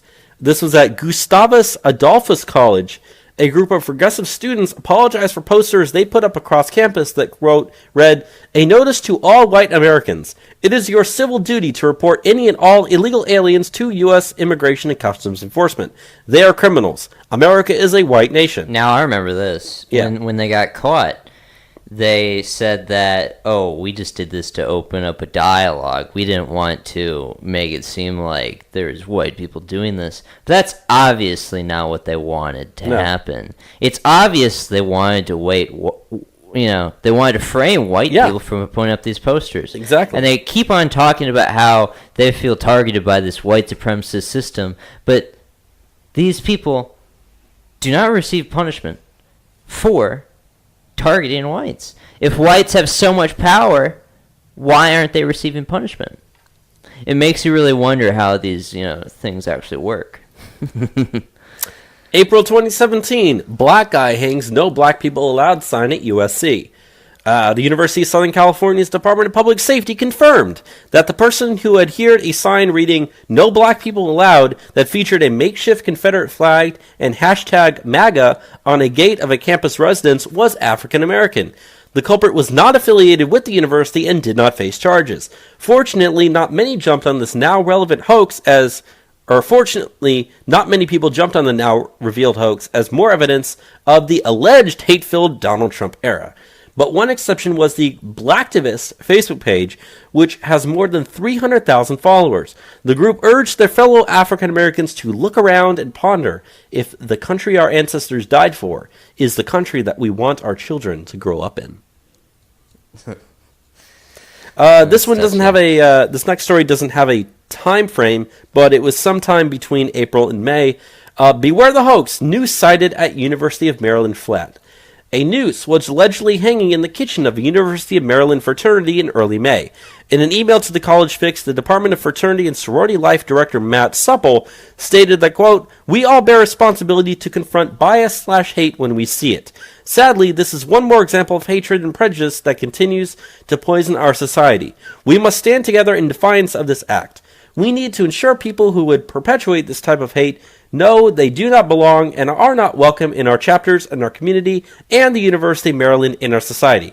Except photos of the noose on either social media or news sites never actually arose." So we have no evidence that any noose actually existed, for some reason hanging in the kitchen of a fraternity. Interesting. Yeah. May 2017. Confirmed. Racist note that prompted St. Olaf College shut down is a hate crime hoax. A note that used the N-word and threatened a black female student at St. Olaf College, which sparked an intense protest that led to classes being shut down for a day, as student demonstrators accused the school of institutional racism, was not a genuine threat, according to the school's president. In a campus-wide email, the president explained that the reasons why he had sent this was not a genuine threat is because the university learned from the author's confession that the note was fabricated. So, there you go. And again, here's the quote from this guy. Yeah, read it. It was apparently a strategy to draw attention to concerns about the campus climate. Yeah, bullshit. You wanna hear the note actually from that? Yeah, go ahead, read it. I am so glad that you are leaving soon. One less N-word that this school has to deal with. You have spoken up too much. You will change nothing. Shut up or I will shut you up. Interesting. It's kind of like psychotic when you learn that this is fake. Yeah. September 2017. Suspect in social media threats to minority high school students is black. Again, not all these are college, some are high school. Various threats were made online against minority students at a Pennsylvania high school were not hate crimes, police determined. The suspect turned out to be a black student. The 14-year-old student from Westchester East High School was charged in September with harassment, cyberbullying, and terroristic threats for posts he made on the East Shade Room Instagram page. For October my time teaching high school, the cyberbullying stuff is really bad these days. Really? I mean, all I do is just use the block button. Really bad. October 2017. Man charged in University of Maryland swastika vandalism is black former UMD employee. The suspect charged in connection with a spray-painted swastika on campus in October at the University of Maryland's campus is African-American and formerly an employee of the University of Maryland, according to authorities. Again, trying to frame white people to make them look bad, to make them seem evil, to make them seem like they want to go march down the streets, Sieg Heiling, and calling for genocide. And it wasn't white people doing this. It's people that hate white people. Exactly. October 2017. University's colored water fountain scandal was a student hoax. A colored sign placed over a water fountain at the University of North Carolina, Charlotte, a callback to segregation days, was placed there by a male student who believes he was engaging in humor. The sign caused a strong response from staff and students alike, leading the student in question to approach school officials and reveal that he had placed the sign as part of a poor attempt at humor, according to the student himself. So, again, they get caught placing these things, and they're like, oh no, it was a joke, I'm sorry, it was a joke. When in reality, it's like, no, you were trying to make white people look bad. It was a joke, it was ironic. I was trying to start a dialogue. It was satire. I was trying to start a dialogue. Starting a dialogue. These are good excuses. November 2017, I remember talking about this one. Hate crime hoaxer near Kansas State won't be charged. A Kansas man won't face charges for filing a false police report about the N-word graffitied and the threat that he painted on his own car near Kansas State University.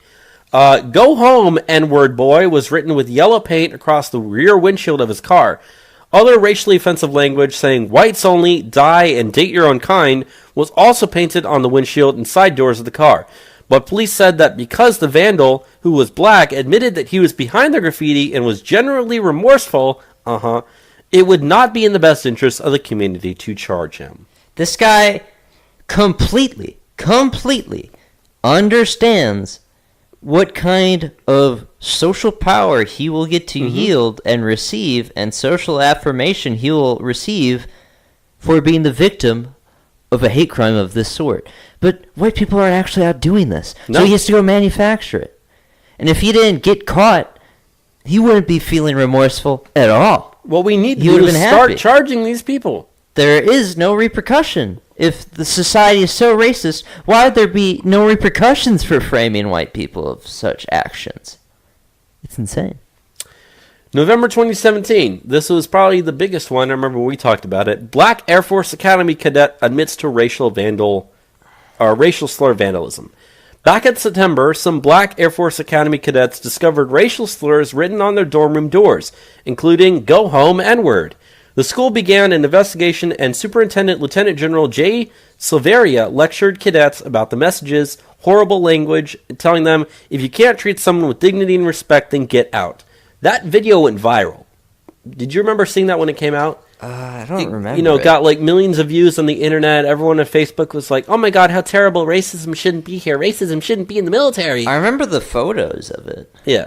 Well, according to Washington Post, Silveria's speech drew national attention for its eloquence, and like I said, was viewed more than 1 million times on YouTube. Alas, in November, it was announced that the black cadets were the victims of their own. A black student, one of the ones who, discovered it, quote unquote, was the one who actually wrote it. Again, like you've been saying, if they didn't have the institutional power, why aren't they being charged? They did this while they're in the Air Force Academy. Yeah, these are people that are supposed to be like the best of the best. We talk about institutional racism or whatever. These people are part of the institution of the Air Force. This is the federal government. Mm-hmm. And if the federal government is supposed to be racist, why doesn't it do anything about this?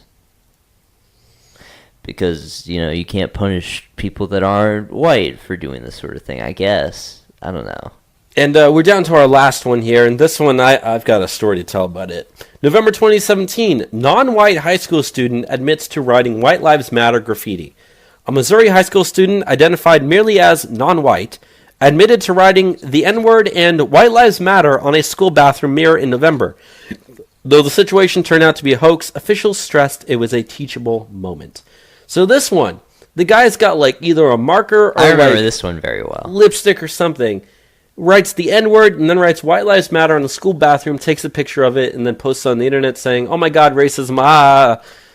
And it gets like hundreds of thousands of shares, hundreds of thousands of comments. I saw multiple people on my Facebook that I'm friends with sharing it, being like, oh my god, this is terrible. And then it comes out that it's fake. And hardly any of the comments you see that were new comments being added to that post were pointing out the fact that it was fake. It's one of those things where, people in the media will tweet something false, it'll get 100,000 retweets, and then the counterclaim to, follow it up and the say... retraction. The retraction gets, 20 retweets. It happens. And by then, the news is already out there. But, we live in, you look at how the news cycle works these days. Las Vegas happened less than 90 days ago, and we still don't even know what happened. Yeah. Our minds are conditioned through the media to move so quickly that we don't think about these things that we see. We just experience the moral outrage at the moment, and then we just don't really care to know after the fact. We just believe based on our implicit bias that we normally confine ourselves to. So when, I see something like this as someone that follows all these hate hoaxes, I approach all these things with skepticism. There's people that approach all these things with instant guilt, and, there's oh yeah, this makes sense, because white people are doing all this bad stuff all the time. Look at all these different hate crimes that they're doing, when, we're looking at tons of hoaxes on hoaxes on hoaxes. If there was legitimacy to this, why would people be faking it so much? But yeah, that's the top 17 campus hate crime hoaxes of 2017. I'll be looking forward to next year's top 18 as well. So I feel like just after we went through that list, I kind of just want to do the Drexler stuff. Okay, yeah, go ahead. We'll just cut these other two. Yeah. So there's been a guy we've been talking about for the breadth of this whole year. He's a professor. It even goes back before we're doing this program. He's a Drexler University professor, George Cilarello Marr. He's most notably remembered for tweeting last year that, quote, all I want for Christmas is white genocide. And, upon further...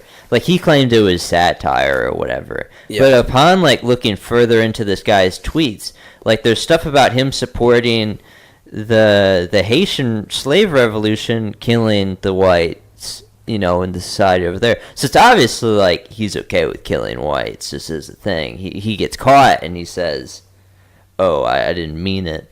Well, this guy complained about, he received all these death threats and like, people were yelling at him, calling for him to resign. Getting harassed. He wasn't able to teach in the university anymore. He only was able to do his classes online. Bobby. I was going to say another one of the tweets he had that I just found here. I thought it's important to talk about it. Back in March, there was a tweet he had where he said, in regards to airline passengers giving up their first-class seat to a member of the U.S. military, it said it made him want to vomit and yell. Yeah, this guy... This is the type of person we're dealing with. This guy, in response to the Las Vegas shooting, he said that it was due to Trumpism and the perceptions of white victimization or male victimization, like the false illusions of white male victimization. The one class of people that seem to be criticized all the time, it's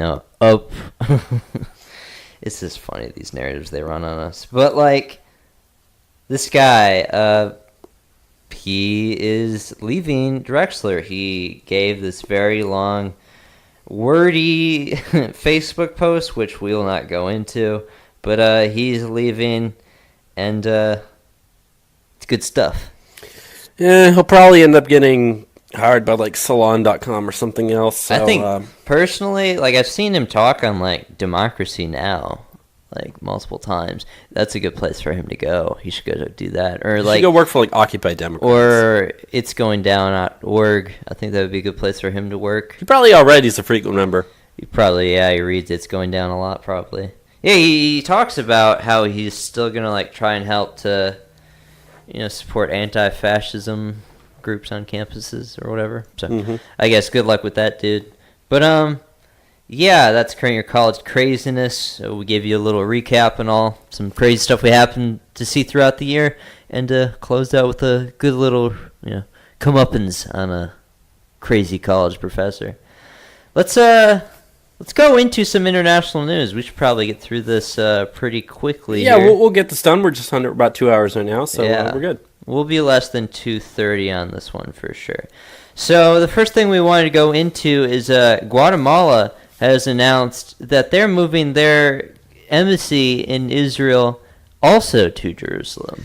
Yeah, Guatemala is actually one of the 9 countries that voted with the U.S. when the UN voted against moving the U.S. Embassy to Jerusalem. But they then announced that they're going to be moving theirs as well. So, hey, at least we got someone to follow our steps. And I heard there's also a couple other countries that have been thinking about doing it, but have not made that decision yet. So, take that for what it's worth. They can move their embassy wherever they want. I'm not sure why there's that many Guatemalans in Israel that means that they need an embassy there, but hey, it's okay. But yeah, well, there you go. Yeah. I guess we go into the next thing. Also a quick thing that we mentioned earlier. ISIS has lost 98% of its territory since Trump has gotten into office. Yeah, so like we said, we talked about this earlier when we were talking about the Trump accomplishments. Essentially defeated. They are essentially defeated. I mean, both Syria and Iraq have claimed victory over them. Yeah. Granted, as we said, they still have pockets all over the world. Splattered. They still got lots of people that still believe in the same things that they believe in and want to commit the type of acts that they want to commit. We have ISIS cells in every single country. Including the United States. Yes, including the United States. They're waiting to attack. Yeah. And so they said the latest American intelligence assessment says there are now fewer than 1,000 ISIS fighters that still remain in Iraq and Syria, which is down from a peak of 45,000 just 2 years ago.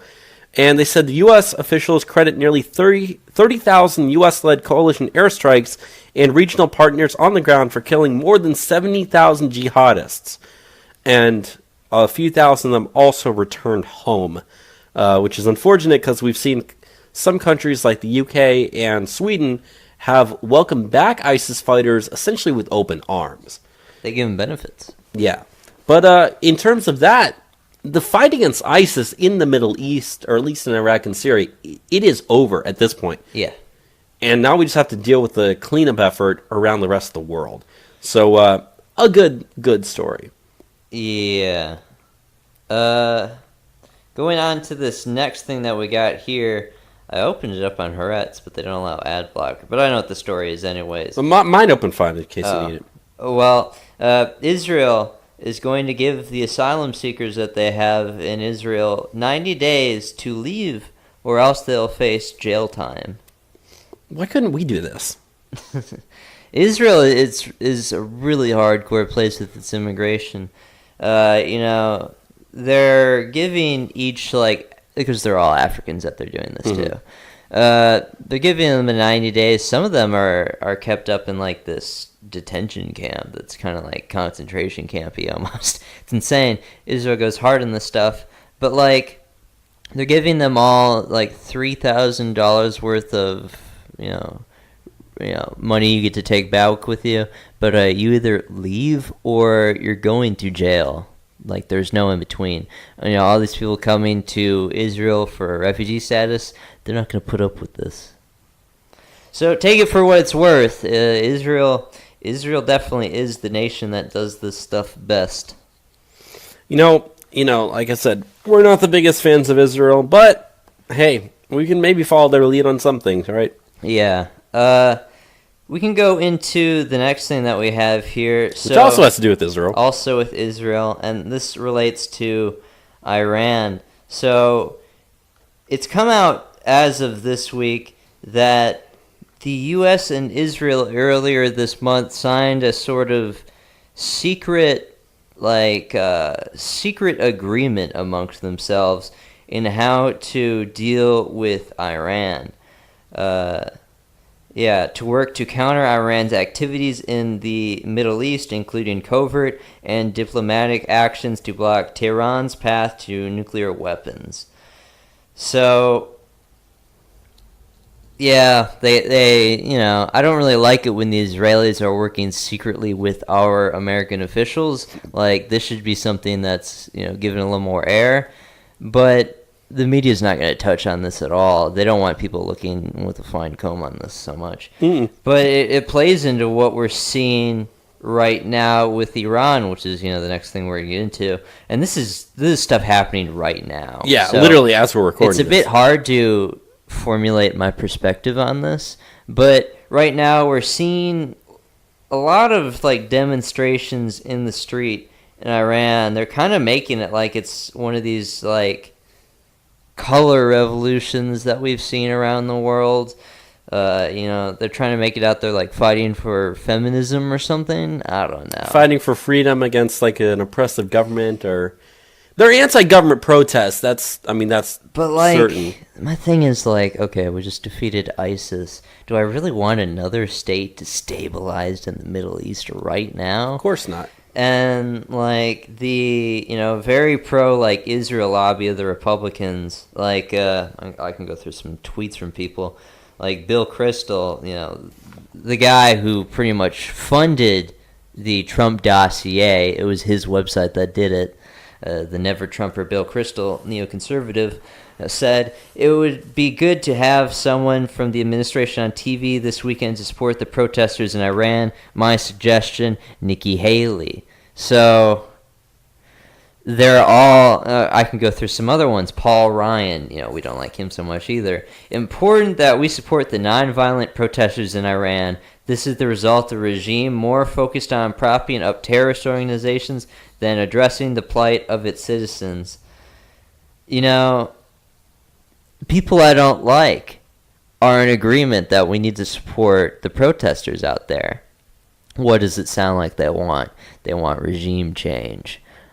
I definitely don't want to go fight out there. Iran will be a lot more costly to fight than any of the fighting we've done in Syria. It's time that we knock this off. I think a lot of the stuff about Iran being this big state sponsor of terrorism, it's bullshit. The real culprit that we see in the Middle East is Saudi Arabia, and we do nothing about. Iran at least brings some stability to their region. A lot of this stuff's blown out of proportion. Iran is more westernized, has a bigger population. The people have higher IQs than other areas in the Middle East. Yeah, it's more westernized. It's richer. They've got more natural resources. like you said, more better education. We should be friends with Iran. Iran should be the powerhouse of the Middle East. Well, they're You know. afraid that it's going to be the new I want it to superpower be. in the region. Iran, it brings stability to that region. It does. Yeah, well, so now that ISIS is dead, there's new conflicts that they're focusing on that kind of want, some people, the interventionist foreign policy people wise, want to push for. So they want to do an independent Kurdistan. That's the big one, because Kurdistan, it's in Syria, it's in Turkey, it's in Iraq, it's in Iran. The people that want to get involved with things really want us to go fight for an independent Kurdistan. But why do we keep on having to drop so many goddamn bombs in the Middle East trying to find solutions? Like, why don't we just leave things how it is? We finally got rid of one big terror. Let's stop fighting, goddammit. But the people in the Republican Party, Nikki Haley, Paul Ryan types, they're ready to support those protesters out there. So, if they call for actions against the regime there in Iran, maybe it's going to happen. They already, worked on a deal with Israel, how to deal with it. But yeah, so that's still going on, though, and I've heard there are some reports of police that opened fire into a crowd. I wasn't able to confirm that or not, so they could be becoming violent protests. We'll probably see a lot more in the next week. For the most part, so far, for the last day or so, they've been pretty peaceful from what I've seen. But, like we said, it just started. Things could easily change. This is going to be some big stuff, though. Yeah. You can tell. It's going to continue for a while. Yeah. The last thing we want to do for the Middle East, we're going to be cutting some money to Pakistan. President Trump has announced on Friday that we will not be sending military aid totaling $255 million to Pakistan. Pakistan, the government out there aids a lot of terrorist organizations and harbors a lot of terrorist organizations in its soil, so we don't need to pay for this. No, we don't. And so that's good, because we spend way too much money on foreign aid. And anything we can save, even if it's $255 million, which if you notice, that $255 million plus the other $250-something million that we're not giving to the UN, we just saved ourselves $500 million like that. It really adds up quickly. Let's go on to some Europe stuff. The first thing I want to touch on was a Swedish finance minister and her comments. Magdalena Andersson, the Swedish finance minister, has sparked criticism in the Nordic nation that sees itself as a humanitarian superpower by stating that Stockholm has exhausted its resources by taking in more refugees after the dramatic 2015 influx, and suggesting migrants should seek luck elsewhere in the EU. Magdalena Andersson of the Social Democrats Party lashed out against the country's failing integration procedures that hampered the further intake of refugees and migrants, stressing that the nation's capacity was stretched to the limits by the 2015 migrant crisis, when Sweden, a nation of 10 million, took in 163,000 refugees, the highest per capita in the EU. So when we talk about refugees, 100,000 to the United States doesn't seem like a whole lot, kind of. But 100,000 to Sweden is a lot. So it really doesn't take that many refugees to have a problem. Okay, taking in 1,000 from Australia is 1,000 too much. And under Trump, we've seen a dramatic cut in refugees, which is, thank God. Because could you imagine if Clinton won, we'd be taking these people into the millions, similar to what Germany was doing back in 2015. I'll give you a hint. If you want to compare that to the United States, the amount of refugees Sweden's taken in, that would be the equivalent to the United States taking in 5.2 million refugees in 1 year. Yeah, which Clinton wanted to do 1.5, 2. It's hard, and the social structures, or the social welfare system, extensive in Sweden. It can't uphold all these people that don't work or do anything. They commit a lot of crime. I mean, they've already said that they're talking about raising the retirement age by 2 years just to pay for the welfare of refugees. Yeah, non-citizens. It's insane, and it's good that people in the Swedish government are speaking up, but it's too little late. too late. It's too late. Let's go on to the next thing. I got some stuff from a top U.S. general warning soldiers in Europe about a war in Europe. Talking to U.S. troops in Europe related to ongoing tensions with Russia, Marine Commandant General Robert Neller warned that he sees a war coming and that troops deployed there are in for a big-ass fight. The Commandant's speech was meant to focus on the importance of readiness for troops in Europe, and particularly for a new rotational force in Norway, but suggested that their very presence could trigger a war with Russia. Quote, "We've got 300 Marines up here. We could go from 300 to 3,000 overnight," Nellers added. Officially, the deployment isn't even supposed to mention Russia as a part of their goals, citing regional sensitivities. So he's referring more towards a fight with Russia. Yeah, he's talking about us putting our troops on the borders with Russia, or station people close. Which, we put troops in the Baltic nations. We put troops in Poland. As he just said, we put troops in Norway. The United States military encircles Russia with bases. And Iran. So the idea that these are nations that are big aggressors, it's a joke, because we got this covered real well. We're the ones that stoke a lot of these tensions. So, and the last thing we need is war with Russia. So that would be extremely bad for us. And, would we even really win? Yeah, we would. At this point. If we put our effort into it, we would. It would be a tough one, but I don't know. We don't want it either way. Let's go on to Britain. Britain. We got some stuff. And first off, you got it on the Brexit. Yeah, there's a new poll that's out of people in Great Britain asking them whether or not they want Britain to stay in the European Union. This is a poll that was done by Fieldwork. This is a poll that was done by YouGov for its regular Eurotrack survey. Found that 48% say they would prefer Britain goes ahead with Brexit. Only 39% say they would prefer to stay in the EU. The poll also suggested that with the don't knows excluded, over 55% of people now back Britain leaving the European Union. Nice. Now, that kind of goes towards the next story we have as to why would that number suddenly jump so high? Well, a lot of it has to do with the fact that, you were telling me before the program, there are a lot of people out there who believe that, whatever the will of the majority is, we should do it, whether or not I agree with it. Yeah. Therefore, a person would switch their position to saying, yeah, I think we should leave, even if they don't want to leave. There's a lot of Remainers that saw that people voted leave. And now that they saw that people voted leave, they just want them to do it. Yeah. Even if they wanted to remain. Yeah, even if they want to remain, they think they should leave. Yeah. So that's the number that they're actually pulling. But a lot of those people, like we just said, are actually now leave. Yeah.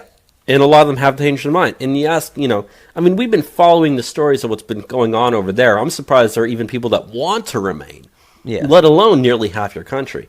Anyways, a court in the United Kingdom has ruled that migrants who lie about being refugees should be allowed to stay. There were some Albanian criminals who pretended to be Kosovan refugees. Kosovar. Kosovo, from Kosovo, but they're from Albania, right? They claim they are from Kosovo, and they were allowed to stay in the UK after the UK Supreme Court judgment revealed a loophole in the law. They said the court victory is expected to cost the taxpayers about £1 million, and thousands more refugees could be allowed to stay, even if they have committed serious crimes. They said that because the men had not stolen anyone's identity, but instead made up a fictional character, neither appellant pretended to be someone who he was not. Yet that's exactly what they're doing, is by pretending to be someone that they're not. They're just not pretending to be someone that actually exists. Reward lying. Rewarding bad behavior. And so because of that, those people get to stay, as long as that loophole exists.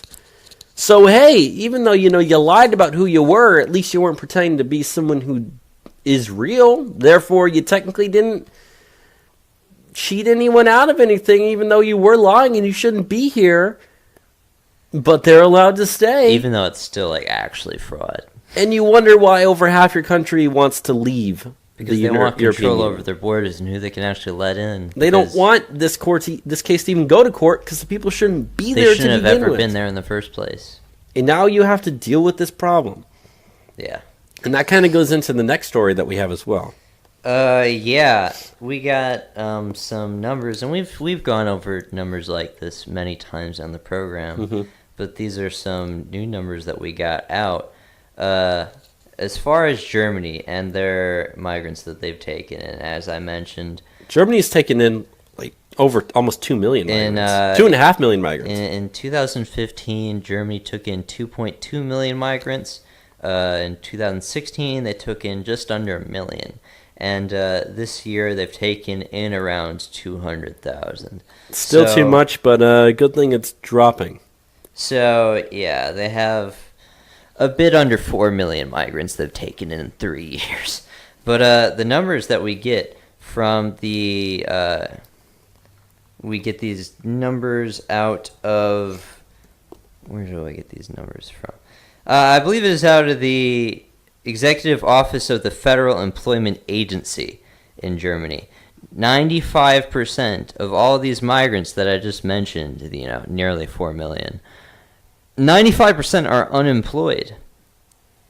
And of the ones that do work, which is 195,000, the majority of those do government work. They do stuff like work as janitors, or they are food preparation helpers in the refugee camps themselves.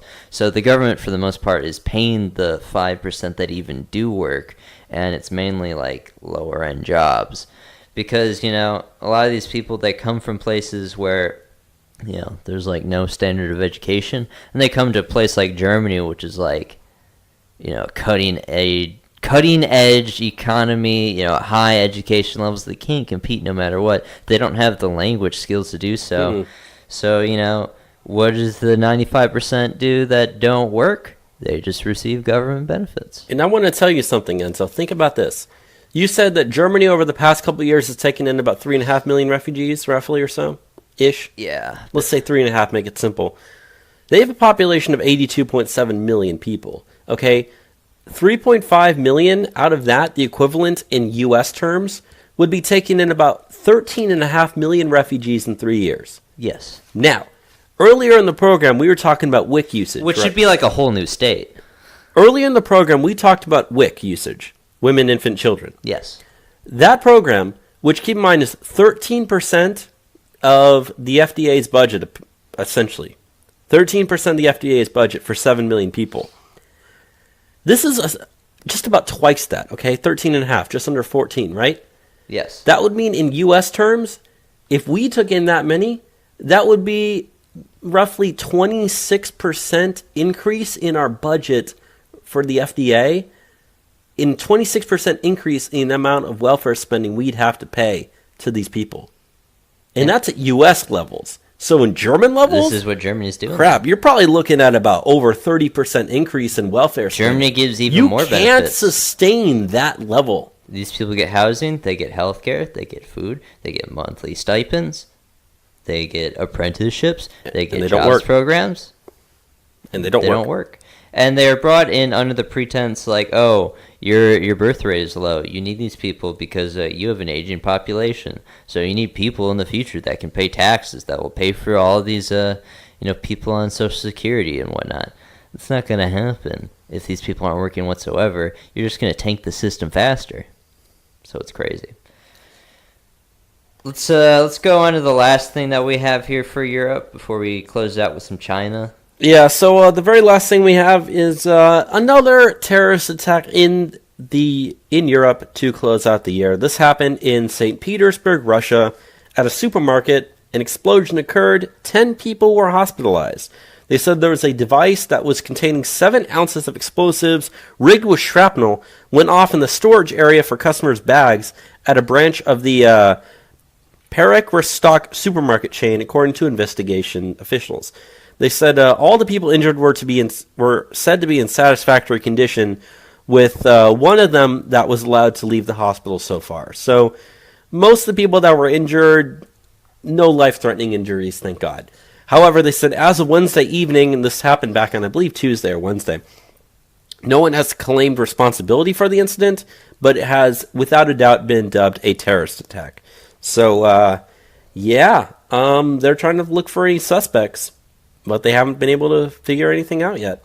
Not good stuff. And, I feel so numb to the terrorist attack thing in general because we've seen so many. We've done podcasts on, many in Europe. But, this stuff is incessant. There's no sign of this stuff going away whatsoever.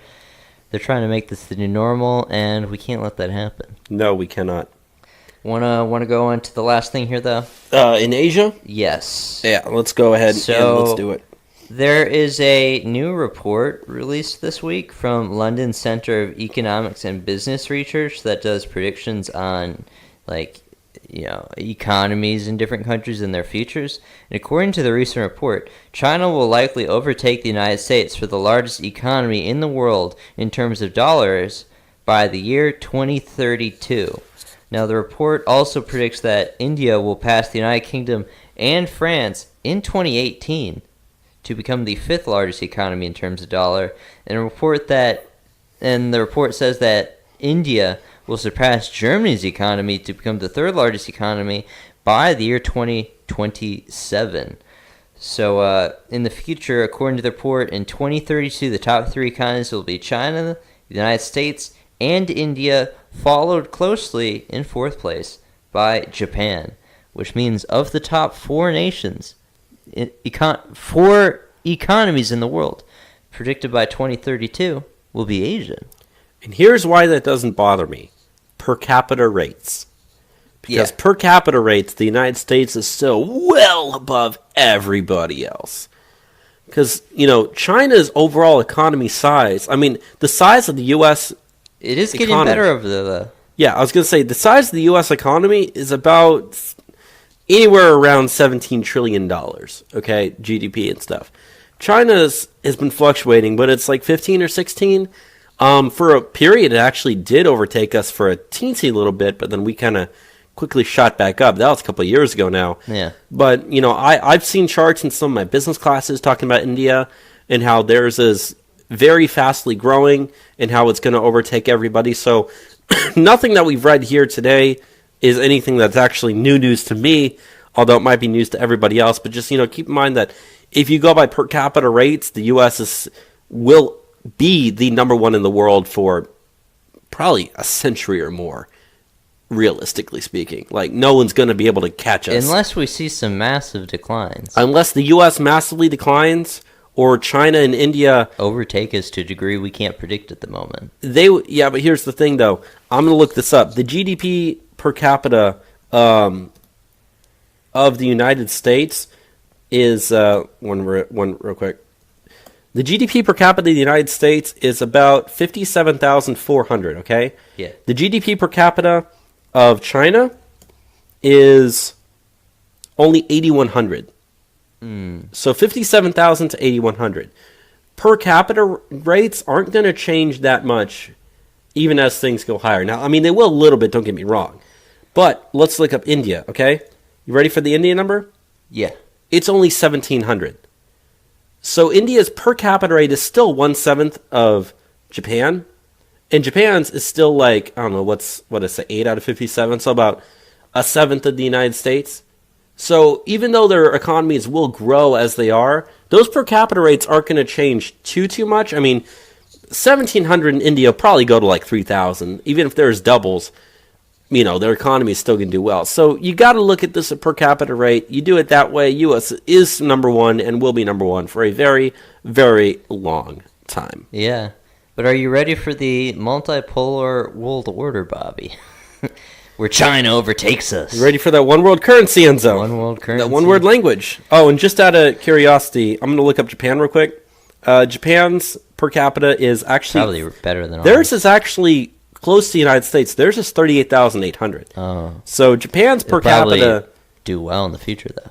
Yeah, Japan's per capita is doing well, and that's why they're going to be fourth. Germany's is at 40, almost 42,000. So, I mean, you start getting into European nations, their per capita is pretty Germany's high. economy is more solid right now than ours. Yeah. Yeah, it's going to be overtaken pretty soon. But anyways, so That's it for the show this week, though. that's it for the show for 2017. This is the last show of 2017. We're closing it out. It's been a wonderful year doing the podcast since March now. We're gonna come up on the 1 year anniversary before we know it.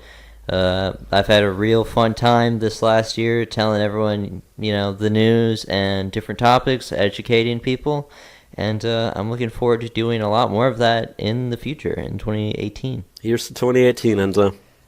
With that said, though, thank you for listening to another episode of Trump Public Radio, and have a happy new year. Happy New Year to everyone, indeed.